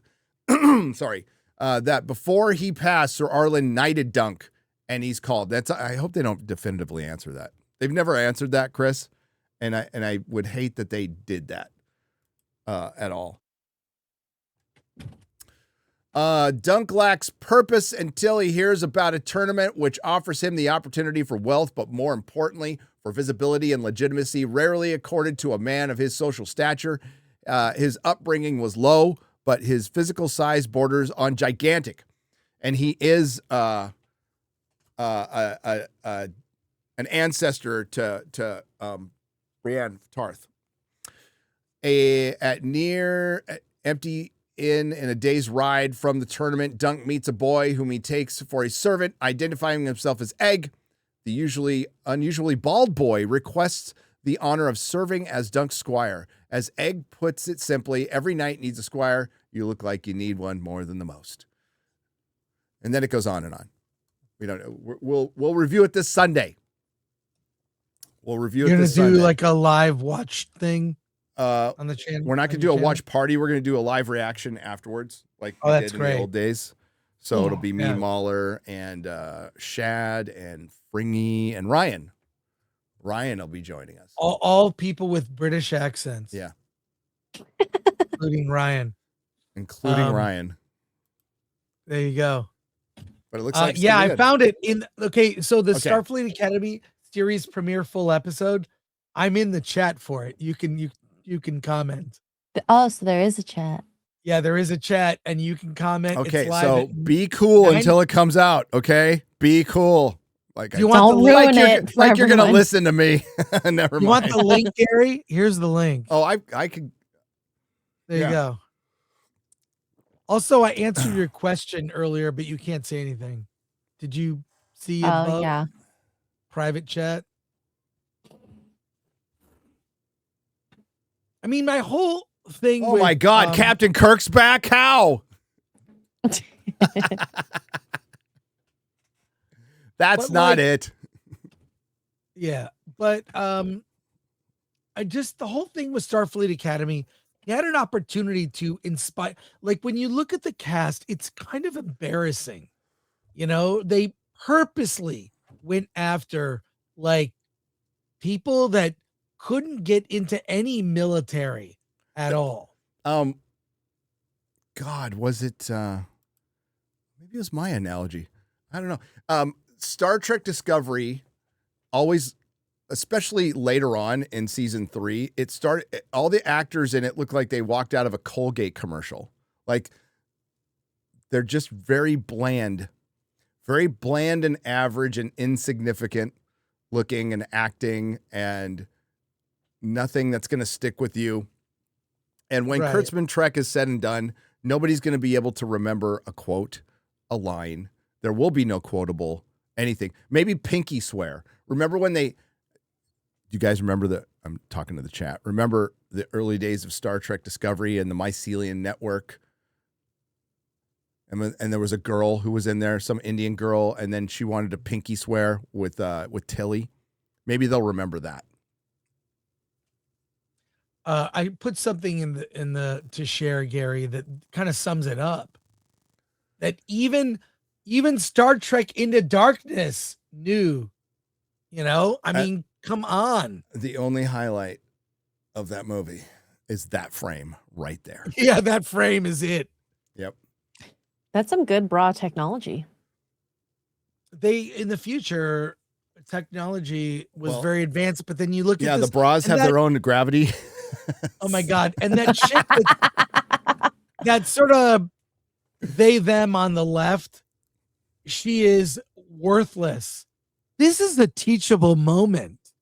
Oh, they do not say that. Worthless character. They do not. Yes. They do not say that. Her purpose in the show is to point to the captain or Holly Hunter's character, the chancellor, whatever, of the academy. This would be a good teachable moment. Oh my fucking God. It is so, dude. What I mean by this is peak. If somebody ever said that to me in real life, I'd be going, you're right. It is a teachable moment. This is where you learn to fuck off. But this is like the ship looking like angel wings, or as X-Ray Girl correctly pointed out, a vagina with the saucer being the clit. It's like it's your words. I'm not but like it's such a feminized Star Trek. It's peak Kurtzman, and that's what I'm saying. This is what he's been aspiring to do, is this show. Oh, that's why I think it's Star Trek's The Acolyte, right? Because The Acolyte, Chris, as you know, as the chat knows, because I mentioned it multiple times in my videos, was Kathleen Kennedy's Disney Star Wars in its final form. Right. This is Kurtzman Trek in its final form. This is what it is. Everything he's wanted. And he was willing to shit can a series that would have created more conversations, would have, it sounds like to me, without saying anything specifically, Chris, that they specifically stole something from Terry Metalis in this. Yes. I can't say it for sure, but if R&B, if you're out there, you'll know. There's an element in this that it looks like they took from what was going to be Legacy. Well, here we are, Gary. I'm just gonna switch it. Here it's going, and here's the chat. Beep bop boop. I like Star Treks. There are people in the chat. I can't wait. Damn it, they're gonna shut it down. We shouldn't have fucking said a thing. Why? Why? Oh, it's fun. They're gonna shut it down. If they don't, credit to them. Well, what are the ones where people are so complimentary? But you know what? I think saying like I like the Star Treks and stuff like that, that's fine. That's perfectly fine. Yeah. That's good stuff. Yeah, be clever with it. Like, you know the whole my favorite part thing in the comment section. I thought this was a joke, Gary. Look at the thumbnail again. The close up. It's tic-tac-toe on his. He's got tic-tac-toe on his fade, in his fade. Wait, no. I thought that was a meme that someone did. It's actually real.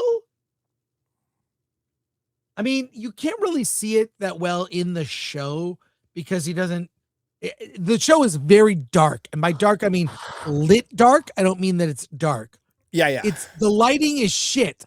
So many movies and TV shows now, like, can you afford lights? Everything is freaking dark. Crazy. They were talking about that. They're coming out with a TV. There's a reason everything's shot dark and it's not translating well onto screen. And I think Garrett was responding to it. They're going to develop TVs that correct it and then also correct audio, which I am kind of against. Yeah. I'm really, because like most audio is pretty good. The mixing is pretty good on stuff. You don't need to fuck with it. But like for anybody like, oh, do you ever, it was an article. Do you put your closed captions on because you can't understand things? It's like, I do sometimes for accents, like it's fine. But I half my hearing's blown out and I can hear stuff fine.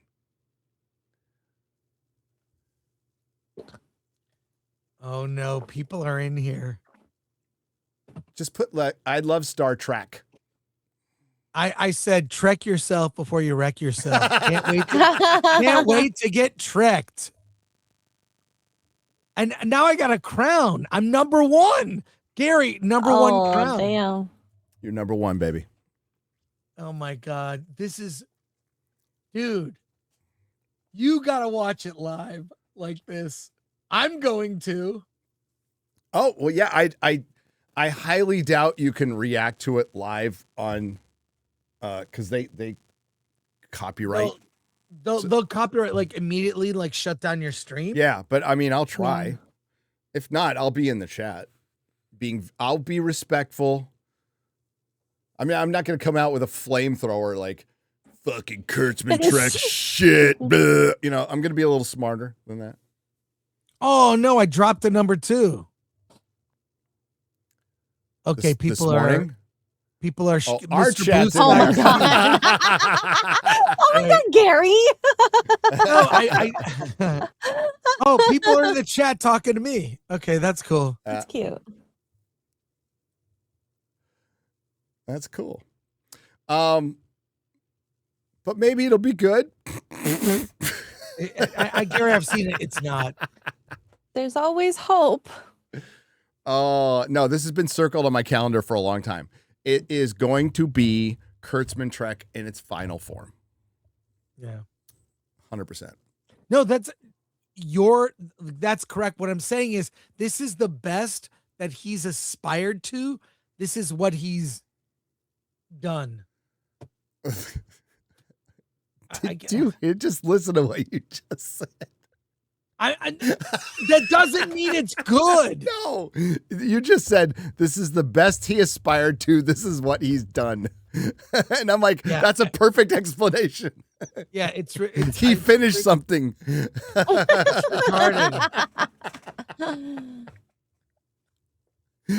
That is the best. He has been unburdened by what has been. Yes, that's what I'm trying to say. Every take, every chat when the show's going should be a Kamala-ism. Just some rambling Kamala-ism. It'd be great.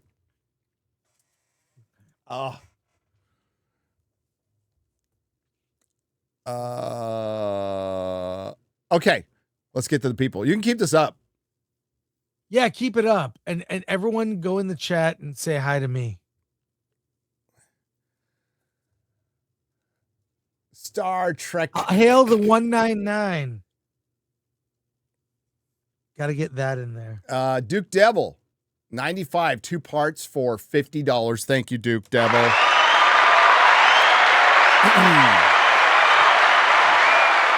Today I turned 53, which means I'm old enough and wise enough to know not to swallow my comm badge. We are all about to be gifted another glorious failure by Kurtzman. All signs point to Starfleet Academy being the cringiest yet, but there is so much good Trek. There's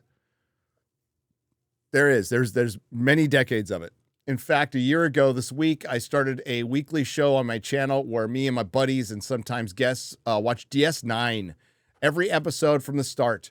Some of them have never been watched and are amazed. Some of them have never watched it and are amazed how good Trek was. Mock the crap, celebrate the good. That's right. And listen, Duke Devil, I'll be real. I wasn't one of those people who was like all like, oh, I'm completely down with DS9. I was like, what? Why is this guy talking shit to Picard in the first episode? What the fuck's going on here? But I grew to love it and stuck with it. And then they brought in my favorite character from TNG, Worf. And yeah, it just got better and better and better. But my love for DS9 was what kept me from watching Babylon 5 when it came out because I was young. Joshua Curtis on the Streamlabs side for $5.99. Hail, Gary. As the family and I are closing this school year out, we are preparing we're getting our ducks in a row. Suggestions on locations in San Antonio. This seems to be the best overall for price and services for our teens. Let me know if you need an email. Shoot an email, and Mrs. Nerdrotic, who did all the work on like where the best schools are and safest neighborhoods, because there is some really nice and affordable places on kind of like the peripherals of San Antonio, maybe even in the hill country if you can do it, that are really fucking nice. That won't get overrun anytime soon. It's getting crazy here, though. Gonna be real. Our population's going nuts. Dude, did you see Alan Ing retweeted fucking Gavin Newsom? And he, I forgot what it was. Didn't he quote tweet? He quote tweets, but he says he's trolling, just like I do. Oh, yeah. But what Gavin Newsom said in the video is California, I'm paraphrasing, but California's doing great. Our population is growing. And I'm all, whoa, wait a minute, buddy. So I just did a quick double search. I searched it on, not just Google. I question Google on everything now. So I do a double search. And California's population, by the way, they lost seats in Congress, Chris. Yeah. They lost seats in Congress. And what makes you lose seats in Congress? Loss of population. Exactly. So California's population has grown. You want to know how? Average birth to death rate, 0.05%. And it's also bumped up a tiny bit because of international immigration replacing residents who are leaving at an extraordinary rate. That was what the California website, the government website, said about their population. So taxpayers are leaving for non-taxpayers, or maybe potential future taxpayers. You could only hope. But I'm guessing that international immigration, Chris, considering what's the average if you go through the proper way to become a citizen, isn't it like 2 years? Pretty sure it's 2 years. That would be short. Pretty sure it's 2 years. Yeah. And that would be short. So, but I was always told, guys, that the great replacement theory was balderdash. It was bullshit. But I guess it's not. So, yes, California's population is growing with a non-tax-paying, non-citizen base that's going to be able to vote. Yeah. That's going to be able to vote. So the guy, he lies and he doesn't care. And then I forgot the girl's name. She's doing a great job. I sound like Trump right there. She's doing a great job. She did the best job driving up and down California, go monitoring the high-speed rail that's not being built. This girl's she's a fine girl, beautiful woman, and she's driving up and down California to go look at the high-speed rail, which was started in, do you remember what year, Chris? I don't know. 2008. 2008, $40 billion of taxpayer money was given for the high-speed rail. Now, Gavin didn't start this. Gavin wasn't the director. I think he was mayor at the time. He wasn't the director. He wasn't the chairman of California. But, yeah. So it's been going on and on and on and on. It's now ballooned to a $160 billion project. They have not laid any track. They've built some bridges. Look, a lot of consultants were needed. A lot of friends of Gavin Newsom who happen to be consultants got money. Maybe some of that money kicked back to him. You never know. But this is, I mean, California is a failed state, and California cannot turn into America. No, we are losing ground. The high-speed rail between LA and San Francisco completely made sense. And aside from certain areas where you have to dig a lot of tunnels, you go through the Central Valley. That should have been fucking easy. It's flat. It is flat for hundreds of miles. There's not as much as a hill. You could have just put it right next to fucking 5. Yeah. If you wanted to. And remember, it was supposed to be a high-speed rail, Chris.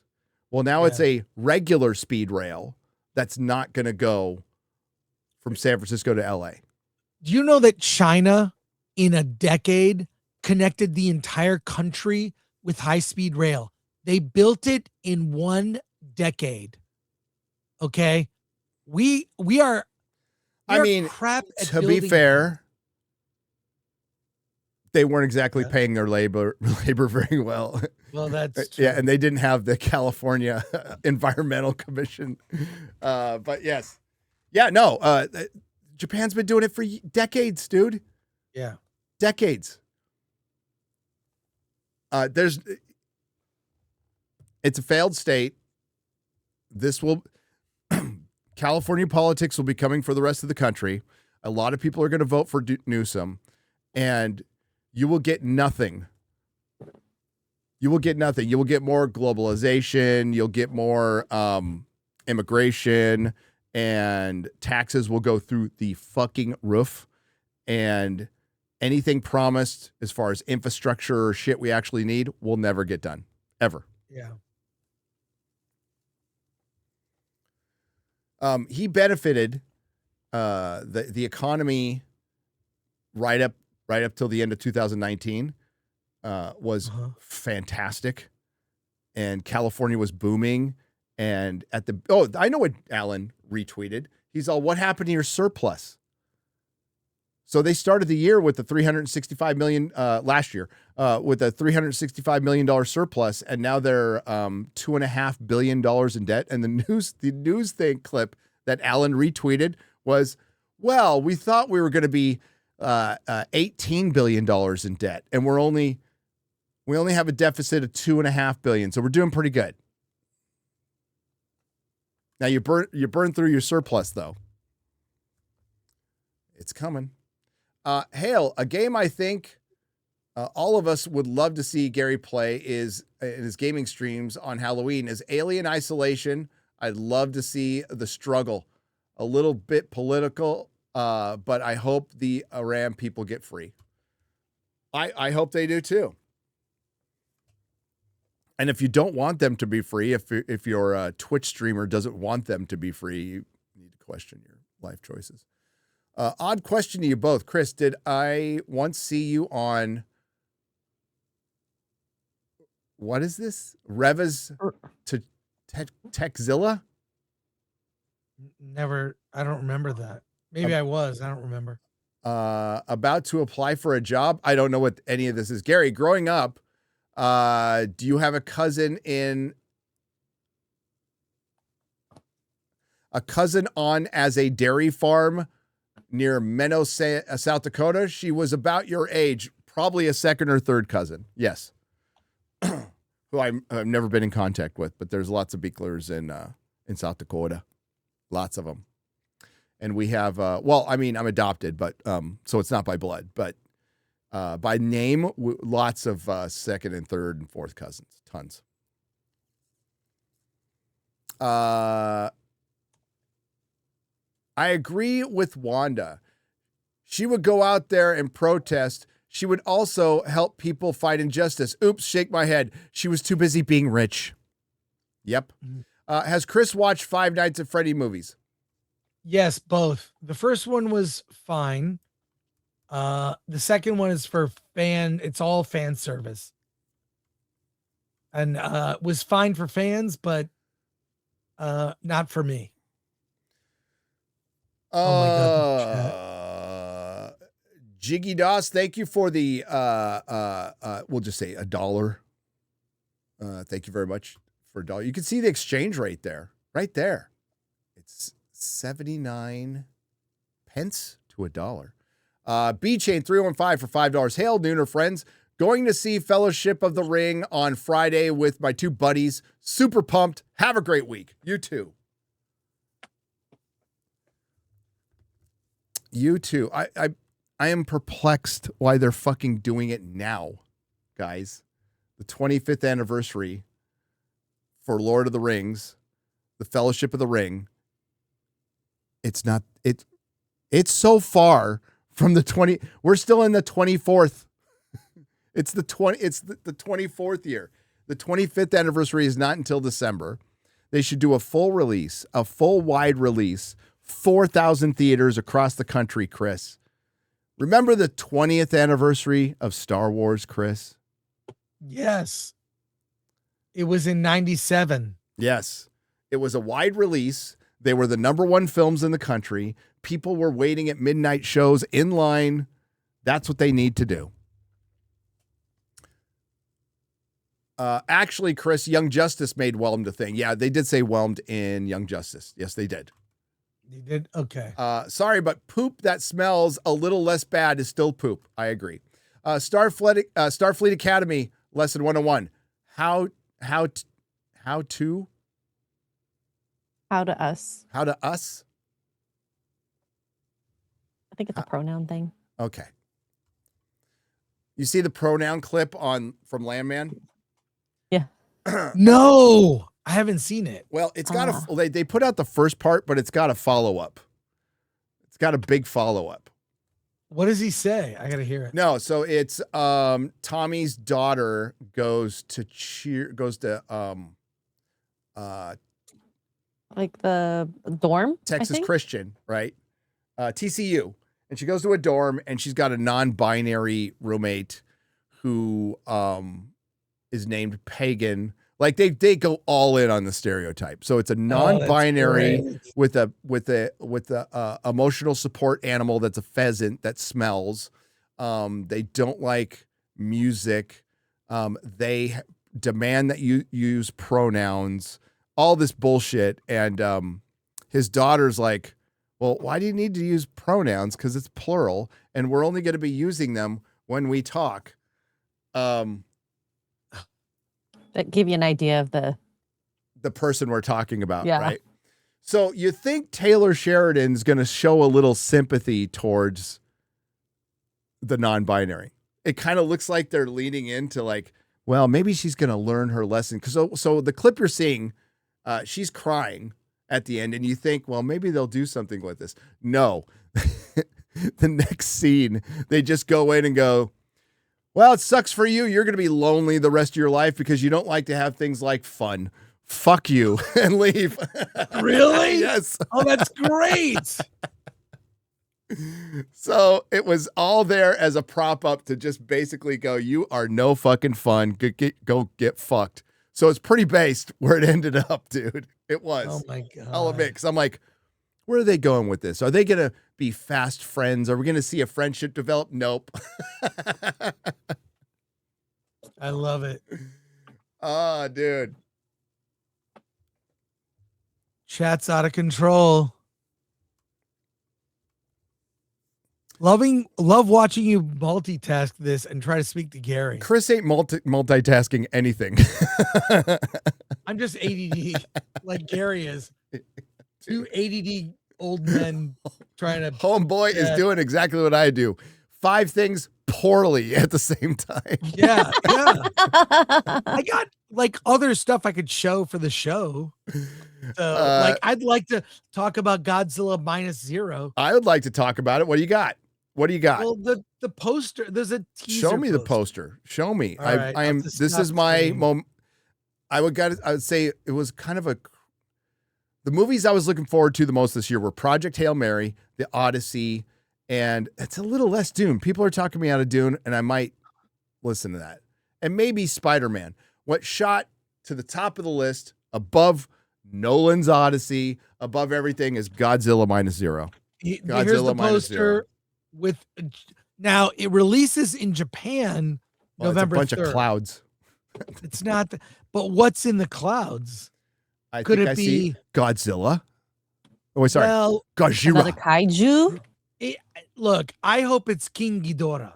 I hope it's Ghidorah, Rodan. So what? Okay, it's got to be another one. But what time period are we going to jump ahead to? The 50s or the 60s? I think it's late 50s, early 60s. That kind of different characters. I don't know. I mean, there is the sort of thread where we saw that woman at the end, and she has like the black. It's just really quick. Yeah, I think you keep the scientist. Yeah, you definitely keep the scientist. I think you keep those characters. They were really great. They were great, maybe but I think you almost need to use new characters because so much of the story was not Godzilla, was that guy being a kamikaze pilot who pussed out and was just everybody hated him for it. That was so good. That was so fucking good. Gary's Japanese is horrible. It doesn't exist. Okay. Anyway, so there's that, and then I got to show you something here. This is so cool. Just keep it on there for a second. I like those characters a lot, but my question would be like, what else? I feel like their story was told. Their story was told, and it was so impactful in that first one. They would just be around facilitating Godzilla instead of weaving in. I think you want to try. I don't think they're going to be able to equal the greatness of Godzilla Minus One. I think that is a once-in-generation film. It's a generational film. It is one of the best films of the decade. Like, if not the best film of the decade. Could be I think it's the best film of the decade. I think it will be remembered more. And if Godzilla Minus Zero is 75% as good of a movie, that's a win. I think that's a win. Yeah. So this is Godzilla. There's a Godzilla hotel. I don't know if you're going to make it there for your Japan trip, Gary. What city is it in? What's that? What city is it in? I have no idea. I can't pronounce it. But I can't either, but I think I can't pronounce cool. English. That doesn't stop me. Yeah, exactly. But this is quickly become my number one movie. I can't wait. I didn't even know this was. I knew they were making it. Yeah, whatever. same here. Okay, we're gonna make it. But like, we're so used to things taking so long now. Yep. Like 3 years between seasons. That has killed. Dude, watching them win the Academy Award was like such a genuine good moment from the Academy Awards that you just don't get and haven't gotten forever. Yeah. When you see a group of people who made something on no budget at all comparatively to any, you could make a rom-com for fucking what they made this for. Yeah. And it looks so good. So it was a good moment. It was a wholesome moment.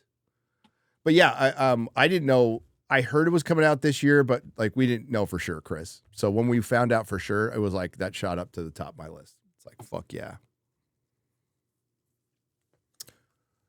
Shameless plug for Daughters. Oh yeah, Daughters Revenge. Daughters Revenge. Drunk 3PO is got a follow-up pirate comic on Rip Ascend.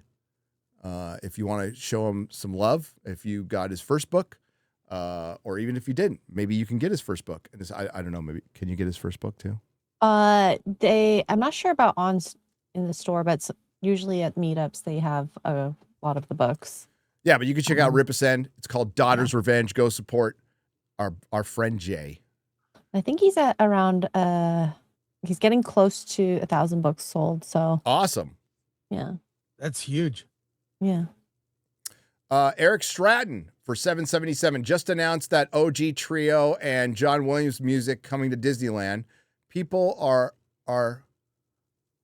all out surprised, but Disney World not included.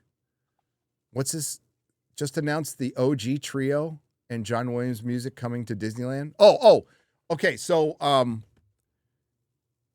you mean why am I blanking on the name of the Star Wars land at Disneyland? Galaxy's Edge. So they're finally bringing in Luke, Han, and Leia for the 50-year-olds that Kathleen Kennedy didn't want to appease. I have the story. Can I share it, Gary? I'm doing this is prep for my show, but I'll give it this right here. Yes, they're gonna extend the timeline at Galaxy's Edge to include Han, Luke, and Leia. What? I think it's too little, too late. Yeah, day late and $1 short. April 29th. Darth Vader, Leia Organa, Han Solo, and Luke Skywalker will arrive at Batuu, joining other beloved characters roaming the Outer Rim Post. Rey and the Resistance will continue their fight against the First Order in the Resistance camp. Yay. I've heard April 29th. I've heard people throw this out there, and I might not disagree, although it didn't make my top 10 Disney Star. Well, it made my top 10 Disney Star Wars disasters, but it maybe should have been higher. Yeah, is the Star Wars Hotel, and the failure. Oh my God, that failure is so epic and abysmal, all at the same time, dude. It's $1 billion down the toilet. And by the way, I contributed to a Kickstarter with a documentary about it, but it's about the people who went there constantly and celebrated it. I'm sure it's going to be terrible, but I gave him $20. No, Kathleen Kennedy should be fired for that. That alone. Jesus Christ. Everybody's talked about it, but you make a Star Wars hotel about the original trilogy. Yeah. Make it Cloud City. You don't fucking make up some stupid starship. Yeah, it's there's a 5-hour video on it. Go watch it. Oh, that one by Jenny Nicholson. That thing is great. Great. I got to get more coffee, Gary. Yeah, go get some more coffee. All right. The guy multitask. Yeah. A Twi'lek who's singing, but she's actually fighting for the rights of her people. When I first heard that cost me a monitor because I threw a Andrew Garfield's head at it. Oh yeah. And it broke. Could not fucking believe that. So just conceptually, all across the board, that was their dumbest idea. Now, their dumbest move, of course, was not putting Han, Luke, and Leia in a scene together. And I saw Chris going back and forth with a guy on Twitter, and you never know if it's real or not. But some guy said nobody wanted Han, Luke, and Leia back together. Nobody wants to see 70-year-olds in an action movie. Stop living in the past. And it's like, are you fucking kidding me? That's exactly what Disney Star Wars was sold on. It was completely sold on Han, Luke, and Leia being back together. Their casting was the first thing they announced. They were locked in before Disney even bought it. And it was what they sold it on and not what they delivered. The guys on the ship can't find... This is concerning the vagina ship. The guys on the ship can't find the saucer section.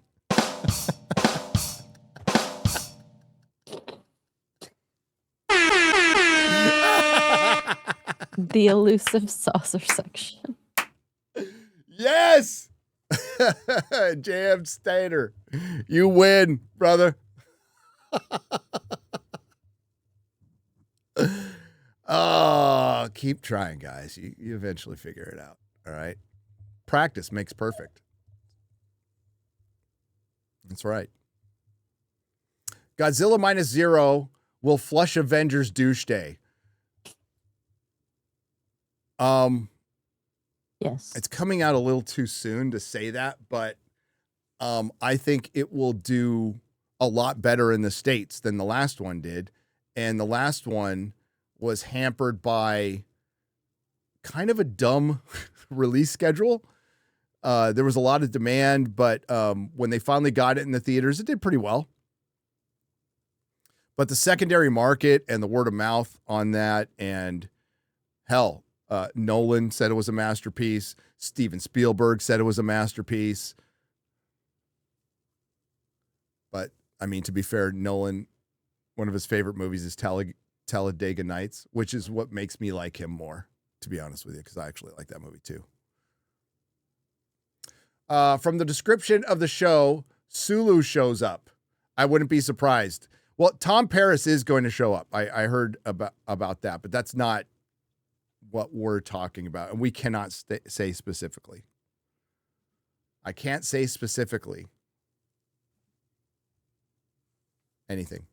I was worried the new Spartacus would be woke garbage, but it actually is beyond fantastic. One of the best series on right now. Incredible. I've heard a couple people say that. Stephen DeKnight is a good writer. He's a good writer, but we'll see. We will see. Right now, my extra time is going to be filled up with Stargate and all the stuff. I got to put a pause on that because I got to rewatch some Star Trek to prepare for Star Trek Academy. And it's not the good Star Trek, guys. It's like making fun of dumb kids' fridge art. Look, mommy, I made a Star Trek. That's a beautiful Star Trek, honey. Poor little troglodyte. The thing is, though, you're not making fun of retarded children. You're making fun of retarded adults who have no awareness that they are retarded. Now, I wouldn't put it beyond the realm of possibility that Alex Kurtzman's on the spectrum. Like, at all.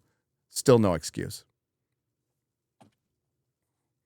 For fuck's sake, cancel Disney Plus from Graph Web for $2. Thank you, Graph Web. And like I said, the last couple of streams, Disney canceled Disney Plus. You know how they did that, Chris? You know how Disney canceled Disney Plus? Oh. They bought Hulu, bought the controlling share of Hulu, and then they're going to absorb Disney Plus into Hulu, but then rename Hulu Disney Plus. Oh my God. Because Disney Plus failed. If you or a loved one have been diagnosed with the burn, you may be entitled to compensation for your explosive ships. Says Snex. Starfleet Quality Leering Center is more appealing than Starfleet Academy based on the show. It is.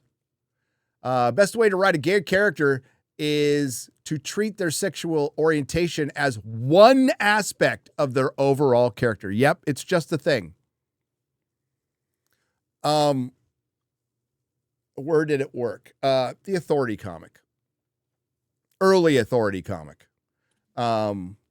Apollo and Midnighter. It was an aspect. Captain Jack, not Sparrow. Harkness. It was just an aspect. It's not their entire identity. Pretty sure eating one's comm badge would automatically disqualify one for Starfleet. I think it would too. And we watched the scene, and it is not funny, but it might. And I doubt even Alex Kurtzman or the showrunner, what's her name, with no experience, who wrote for The Magicians, laughed at it. But they are like, well, this is what people think is funny, right? Especially people who talk up. Jesse Gender might think it's funny. I think movie theaters could survive if they clean the theaters and restrooms better, along with improving customer service. Silo full of Cool Ranch Doritos. Thank you for the $5. They can't afford employees. They're so minimally staffed. And true. Yeah. And yeah, the bathrooms are not good in most places. Not even in the Super Bowl of theaters in LA, which is the AMC in Burbank. Excuse me, Gary. I'm having some computer problems, Gary. I might have to go and come back. Okay. But I'll be back. I'm gonna have to like restart or something. So I'll be back. Okay. See ya. Nick HX says, so it begins. And Space Dad, welcome to the radicalized level. The Fellowship.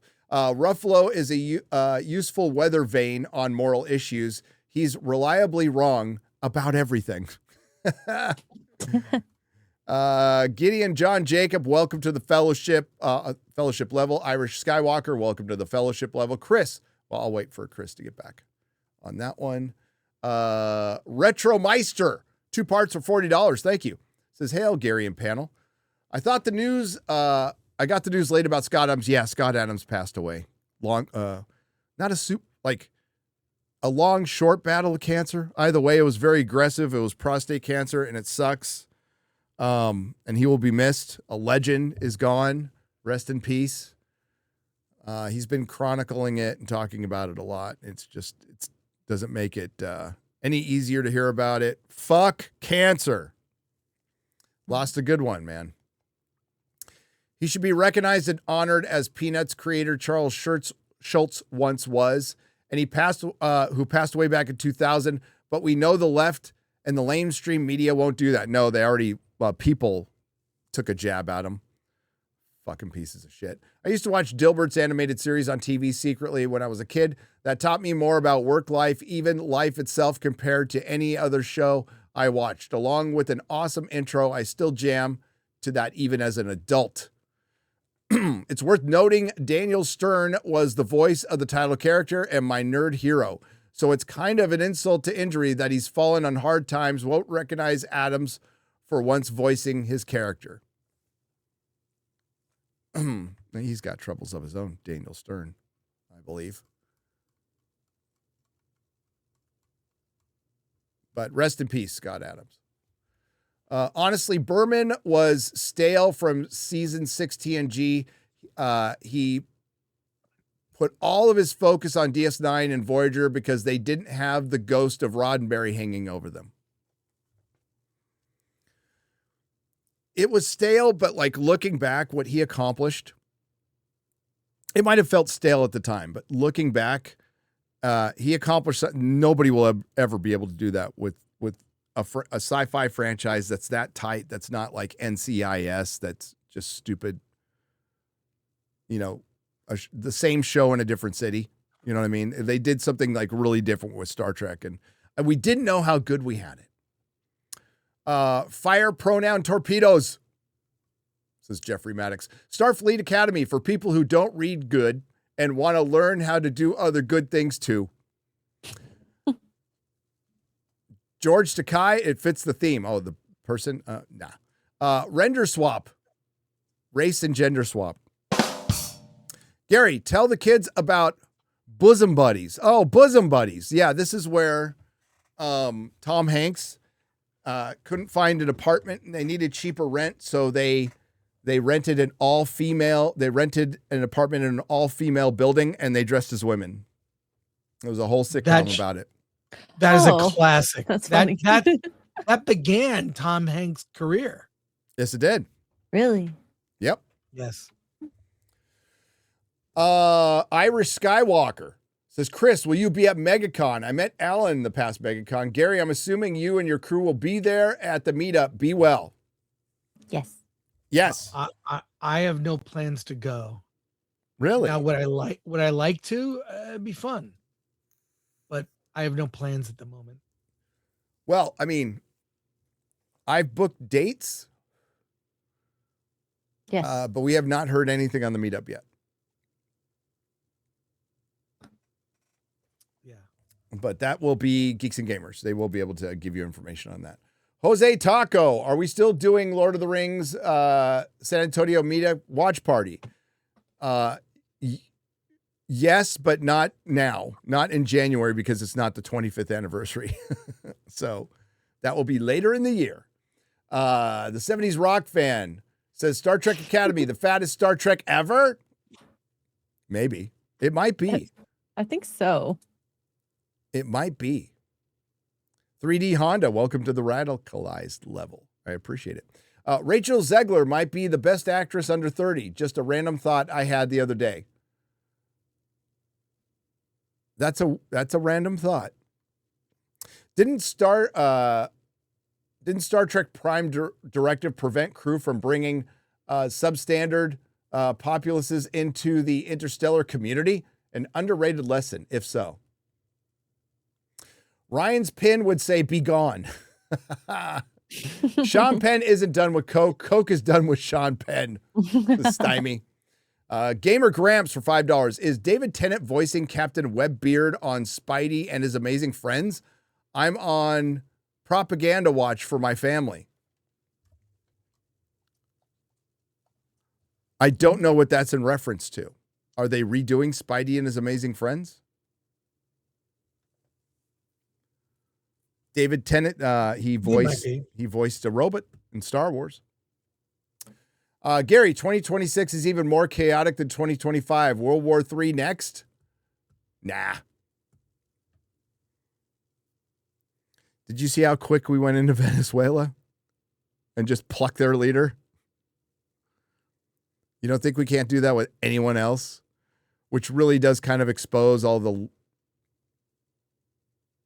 on and on wars that we get into. Poor Mark Ruffles. He opens his mouth and stupid comes out. Yeah. Imperial Fist Stand for $5. There is a chance that both governor candidates are Republican because of how California does their primary. That would be hilarious. Hopefully it happens. Who's the front runner right now, Chris? For what? Governor of California. Oh, there's like a sheriff I follow. There's Steve Hilton. It's an open field now. I don't think there is. I mean, but like Steve Hilton raised like more money than all the Dems combined.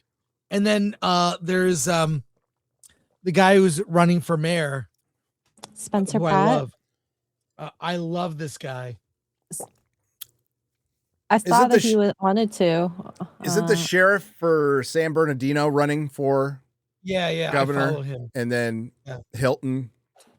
Who's the Democrat front runner? Steve Hilton is the front runner. Okay. So there was that chick who was a front runner for a while, and then she opened her fucking trap and everybody found out about her, and then she fell off. Yeah, I forgot her name. Yeah. But we'll see. We'll see. I don't know if Steve Hilton any relation to Paris.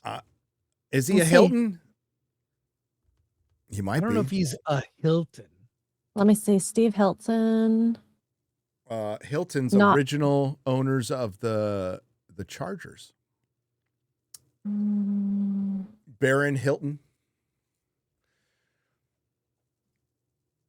It's Riverside. Sorry, did I say San Bernardino?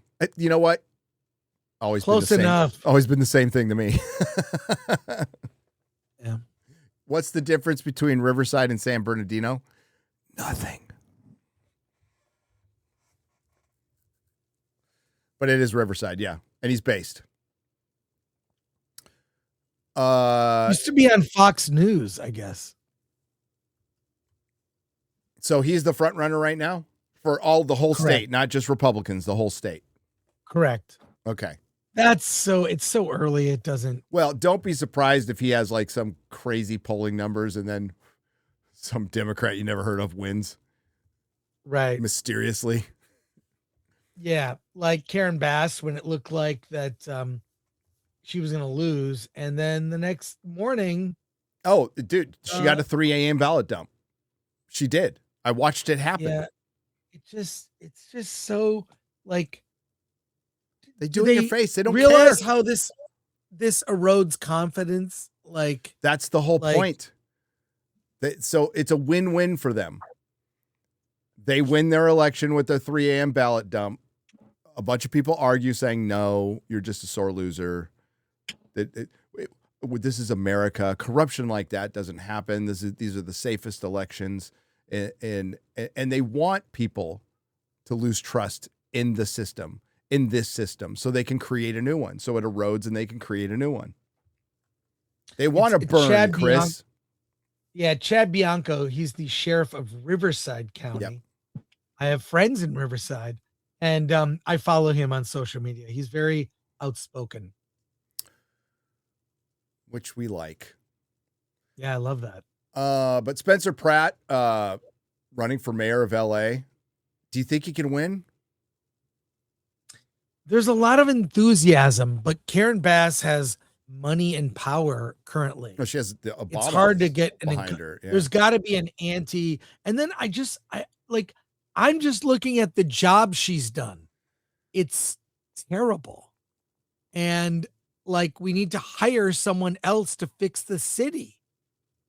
And Spencer's convinced me. I followed him for the last year since the fires. He's been very outspoken. Yep. And like, seeing the passion, he's going to do something. Karen Bass is all about like, look, I cleaned this one street and gave hugs to people. She is a type of politician where she's not particularly talented at leadership. It's all about how she looks and like her social media presence.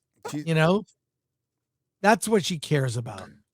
Not actually doing leadership and admin, because it's kind of a boring job. If you want to succeed as an administrator, you manage money, you lead, you inspire people to do good work, and you do things that positively impact your constituents. He's done none of those things. Neither is Gavin Newsom, for that matter. No, they're perfect for each other. So she also visited Castro. She's a communist. So she wants this to fall apart so she can rebuild it in her image. So people are complaining about Mondani, and they should. LA already has one. And we had one with London Breed in San Francisco, and it got so bad they kicked her. Now, it's not like they voted in a Republican, but they voted in like a more normal-ish Democrat who's still going to be bad, but it's better than her. Oh, and it's a year. It's been a year since Palisades and Malibu, and Adam Carolla came out and said, about, 8 hours after the fire, I said nothing will be rebuilt in a year, and here we are a year later, and nothing is rebuilt. He's right. Carolla's been inexcusable. Great. How is she still in office at this point? Where is the LA Weekly? Where is the LA Times?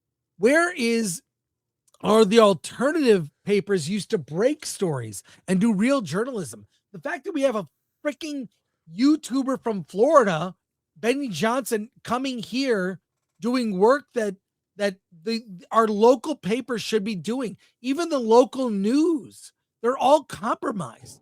They're the enemy of the people. Yep. They're not reporting. This is why, I trolled Gavin Newsom, and I just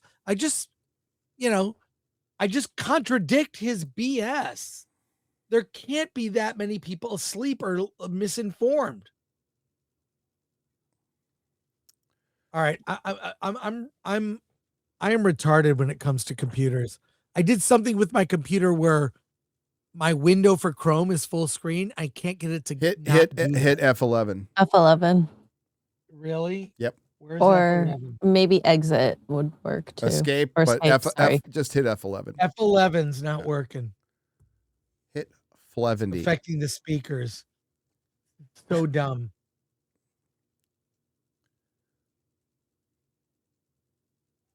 Did it work? Escape doesn't work. Nope. Escape doesn't work. And you restarted your computer? I restarted. I'm like, it says press and hold escape. Desktop. Press and hold escape. Press and hold it. Really? Try that. I just did it with Chrome, so. Oh my God, it worked. Sweet. I need an Asian. Is your computer plugged in? Alan? I was going to say, you're in California. There's tons of Asians there. Hit F13. Oh my God. Make fun of me all you want. Press the any button. Oh my God. Shoot. I actually got to go, Gary. I have a meeting at noon. Oh, go. Well, no, but I like hanging out. We're almost done. All right. Anything for me or whatever? I think there's nothing specifically asking you can go. questions. So yeah. Well, I like, all right, cool. You can go to your meeting. Hey, first of all, great hanging out. Yes, brother. I do things during the stream. I'm looking for memes and fun things for Gary. And I was going to show a video. I was going to show the gayest thing I've seen and it's only 2 weeks into January. It's a movie that's coming out from A24 that stars an actor you like. Can I show it to you? Yeah, of course. To end on this. Oh my God. I have to show this to Alan because I want to see his Don't break your reaction. computer. I'm not going to break it, but check this out. Are we ready? It's called Pillion is the name of this movie. Pillion. Pillion. That's how much money. That's how much money it's going to lose. A pillion.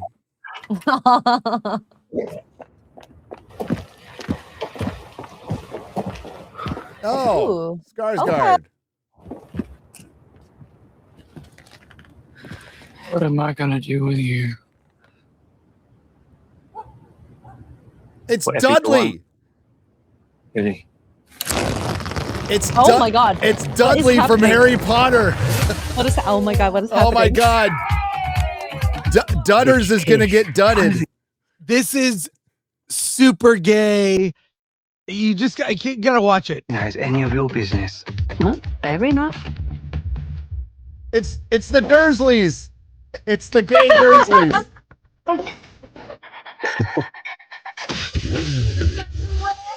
How do you get a man like that? I have an aptitude for devotion.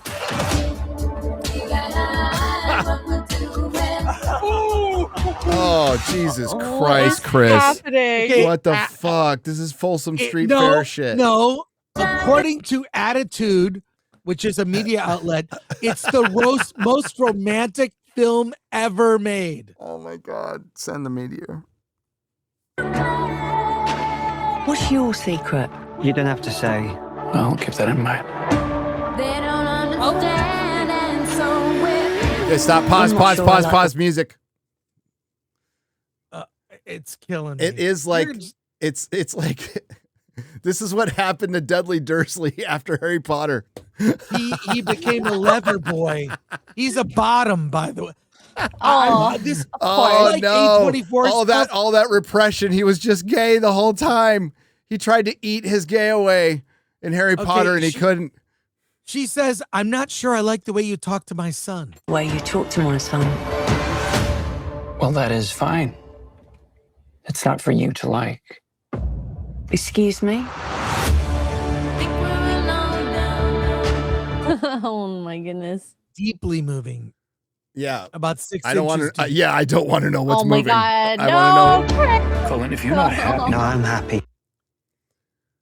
What is he wearing? Oh my God! I'm happy. Harry Dudley.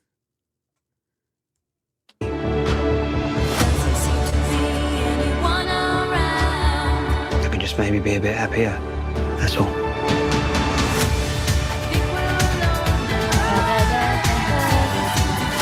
Pause. Pause.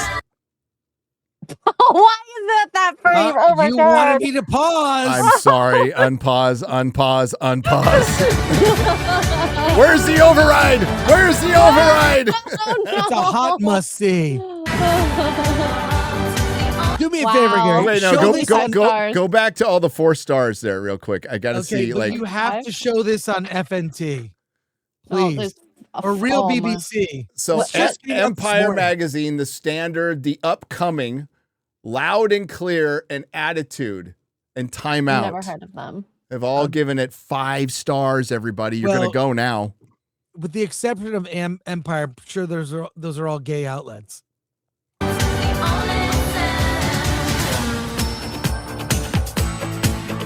Killian. Oh, stop, Oh, stop. Okay, God, no, God, no. eject. Well, eject the it's a digital. Just like what happened. I want to know what's in theater. It's just in time. It's just in time for Valentine's Day. Is it coming out on Valentine? Oh shit! It's in February for Valentine's. So, but like, Wow. there you go. I'm Thanks, just Chris. saying. Now we know what happened to Dudley after Harry Potter. Thanks for helping me fix my stupid small computer problem.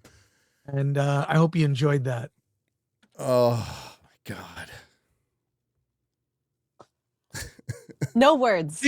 Gary, please, for the comedy value, can you show it on FNT? Of course. Yeah.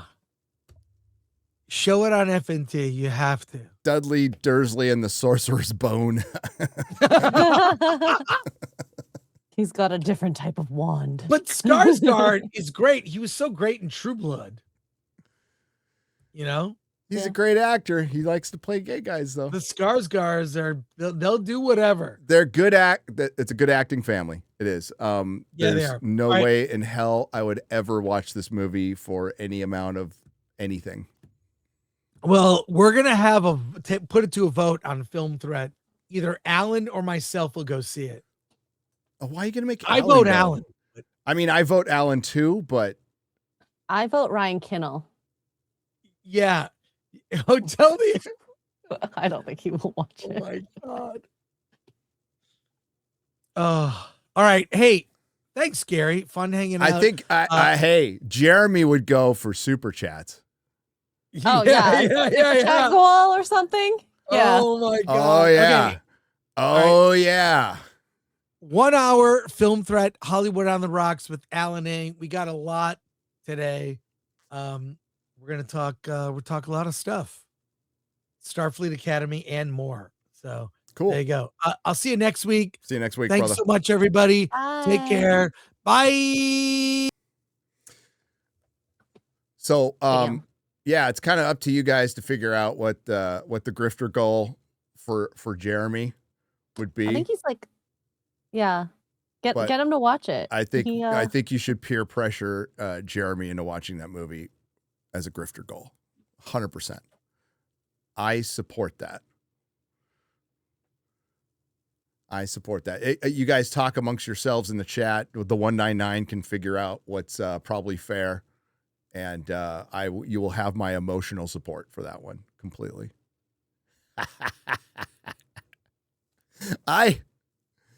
God, what was it they were trying to make him say? I forgot what it was, but he had Beardo's beard on, and he said, "I am gay" or something like that. I clipped it, but I haven't used it yet.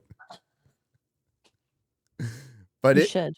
Yeah, I wanted to wait for the right time. Is it an IMAX? God, I don't think so.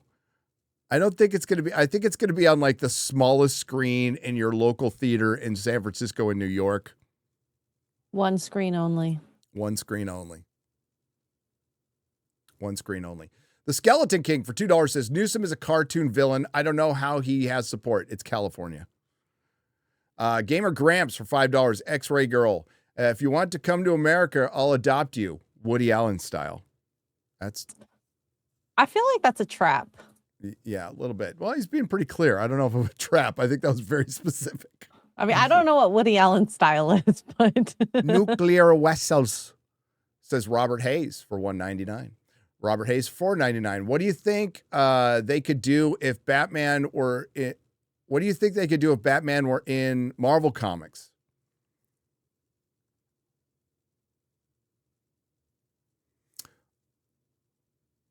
Batman wouldn't work in Marvel Comics. He wouldn't work in Marvel Comics.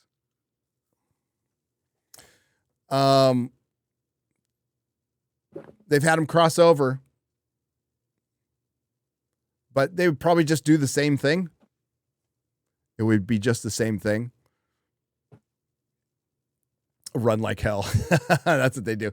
I heard in the past month, California lost over $1 trillion in taxable revenue by billionaires leaving the state because of a proposed law to tax them. Yeah, Melissa mentioned that to me. It's probably potential tax revenue. That would be my guess. But the amount of major corporations that are moving their base from just California to Texas is a loss of billions and billions and billions and billions of dollars. Yes, losing Tesla was huge. Dearest for $5. The first Transcontinental Railroad took 6 months to build, 1863 to 69. It cost $1.2 billion in today's costs. Oh, God. Yep. Lots of dead Chinamen. Matthew Hammond for $5. A private company built high-speed rail in Florida called Brightline, connecting Miami and Orlando. Construction started in November 2014 and it opened in September of 2023. Private companies will build it faster. What is in the middle of Star Trek Picard 3 when Kurtzman pitched the idea of Starfleet Academy? He tries to use the success of that season. He did. So he had been thinking about it for a long time, and he did pitch it as Harry Potter Star Trek. That's what it was pitched as. Simple as. He used the popularity of Picard Season 3 and all the awards to help launch this. Legacy was never going to fucking happen. And the amount of... They spent a lot more money on Star Trek Academy than they did on Picard Season 3. A lot. Matthew Hammond for $3. Did you hear about the updates to the Peacock app in 2026 that will allow you to mute commentators and adjust crowd noise via That's what I was talking about. Yeah, via Dolby integration for sporting events. Yeah. Why? Why would you want to mute the crowd noise? That's the best part about live sports. I like Norm Macdonald's take on cancer. You aren't losing the fight. It is a draw. I've reached the age where all the actors I grew up with are passing. Yes. To stunningly and bravely go where no donut has gone before, or a lot of donuts. Jesus Davila has gifted 1 Nerdrotic membership. Thank you very much, Jesus. Any of y'all in District 23 in Texas got to help Brandon Herrera, the AK guy, beat out Tony Gonzalez this year for Congress. Love the stream, guys. Yes, if you're in the 23rd District of Texas, which I may or may not be, vote for Brandon Herrera, the AK guy, our buddy, our pal. Good guy. Taking a massive pay cut doing this, by the way. Tony Gonzalez is he's a rhino. He's a uniparty guy. So we'll see. And he only won by 600 votes last time. Hard to grift off taxpayers if problems solved. Yes, Matthew Hammond, you're right. Ukraine is in Europe. It's next to Russia. Thank you, Kamala. Thanks. This gay goes to 11. Yes, it does, Harry Brownhole. Yes, it does. Yeah, it did. All right, we wrapped up? Yes, we are. All right. Thanks, everybody. Thanks to the Modrotics. Thanks to everyone who left Super Chat donation. You help keep the lights on. Thanks to Chris Gore. Go check out his next stream. Our next video will be Star Trek Academy, of course. And that'll be in the next couple of days or so. We got Friday Night Tights with Yellow Flash. All kinds of stuff coming up. What do you got coming up, X-Ray Girl? Tonight, Poor Choices. Tomorrow, morning roasts, as well as gaming with Kara in the evening. And I think you're streaming tomorrow, maybe? Tomorrow night? Yeah. Tomorrow night. Yes. TBD on Nerdrotic. TBD on time. But yeah, we're gonna shoot for tomorrow night or earlier. Yeah, well, just pay attention to the community section. I'll let you know. Because yeah, Star Trek Academy's tomorrow, so it can't be tomorrow night. Well, on YouTube, it's going to be in 9 hours or something. The first episode. 9 hours? Yeah. Oh, so they're not releasing it at a certain time. They're releasing it in the morning. Well, I know on Paramount, they're releasing it at 2 a.m. your time. But I think the YouTube episode looked like it was in like 9-10 hours. So midnight my time. So that would be 11 p.m. your time. Interesting. Yeah. Mm-hmm. I might have to just work on the video. We might have to move it to Saturday. Might have to move the night stream to Saturday. Yeah, because that gives me a chance to work on the video all day tomorrow. That's good. That's great. That's fucking fantastic. We'll see if that episode actually airs. It could be the live stream starting and then they do a bunch, like just some fucking music or bullshit for 2 hours beforehand. That's true. But yeah, if it's midnight, well, Well, it'd be 1 a.m. So, well, is it? No, if it's midnight my time, check it it's right now. 11 your time. What's it at right now? 1 second. Well, I can't see it. God dang it. Is the have to link pull up in the the chat? article. Yeah, the link is in the chat under Chris's. I got it. I'll check it out. But Matthew Hammond for $2 says In-N-Out left California for Tennessee. Did it? Oh, damn. Did you see? What are you? What? So you copy and pasted Harry Brownhole's super chat. So it went over on your computer. Oh my god! So I copy and pasted Chris's link to YouTube. I'm not going to show you this. So I copy and pasted Harry Brownhole's. It says Harry Brownhole, member for 6 months, California, $2. It says this gay goes to 11, pink, and dude.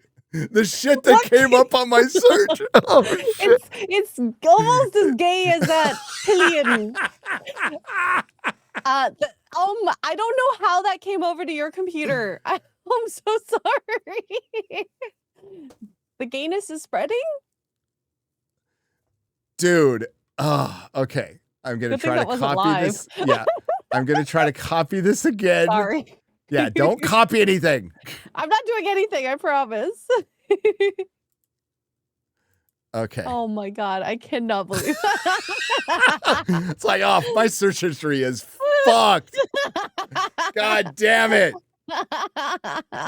So it's 8 hours. So 11 your time. Okay. Yeah, 11:01 p.m. All right, I'll see you in the chat. Maybe we could do, you know what we could do? We could do a watch party tonight. Yeah. For the members. So we'll do a watch party if it starts at 11. So I'll double check. Holy shit, X-Ray Girl. God damn it. I can't believe that. I don't know how my copy reaches your paste. We're running the same computer. Essentially. That's true. That's what we're doing. Oh, that's true. Crazy. Well, sorry. I can't even tell you what the like no images came up, thank God. Thank God. But websites came up. Holy fuck. Yeah. There was one where it Alyssa was like, checks my searches, which she doesn't. But if she checked my searches, she'd be like, what? It's Is my there something fault. you need to tell me? Is there something I need to tell her, maybe? Good Lord. Oh God. Anyways. Oh my God. Okay. So we have 8 hours till Star Trek premiere. It says kids these days, full episode, Paramount Plus. It starts at 11 Central. So if that does indeed happen, guys, if you remember, we'll do a watch party. We'll do a watch party on this channel. In the meantime, hang on to the link. As always with these streams, I should talk about this a lot more. Other than Friday Night Tights, we unlist the streams and we re-upload them on Nerdrotic Live. So if you ever miss the stream, you can find the link on Twitter or just hang on to the link and watch it on the main channel unlisted, or you can wait for the re-upload, which is on Nerdrotic Live. It's done for algorithmic reasons. That's it. And I've been doing it for years. So people are just mostly used to that. You can also listen to it on Spotify. You can listen to it on Audible, on Apple Music. Anywhere you find your podcast, you can listen to this podcast for free. I don't even think there's commercials on most of them. If you're on the road, you can do that. But leave a review if you ever do. We do pretty well on Amazon, right? Or on Spotify. We do pretty well on Spotify. Yeah.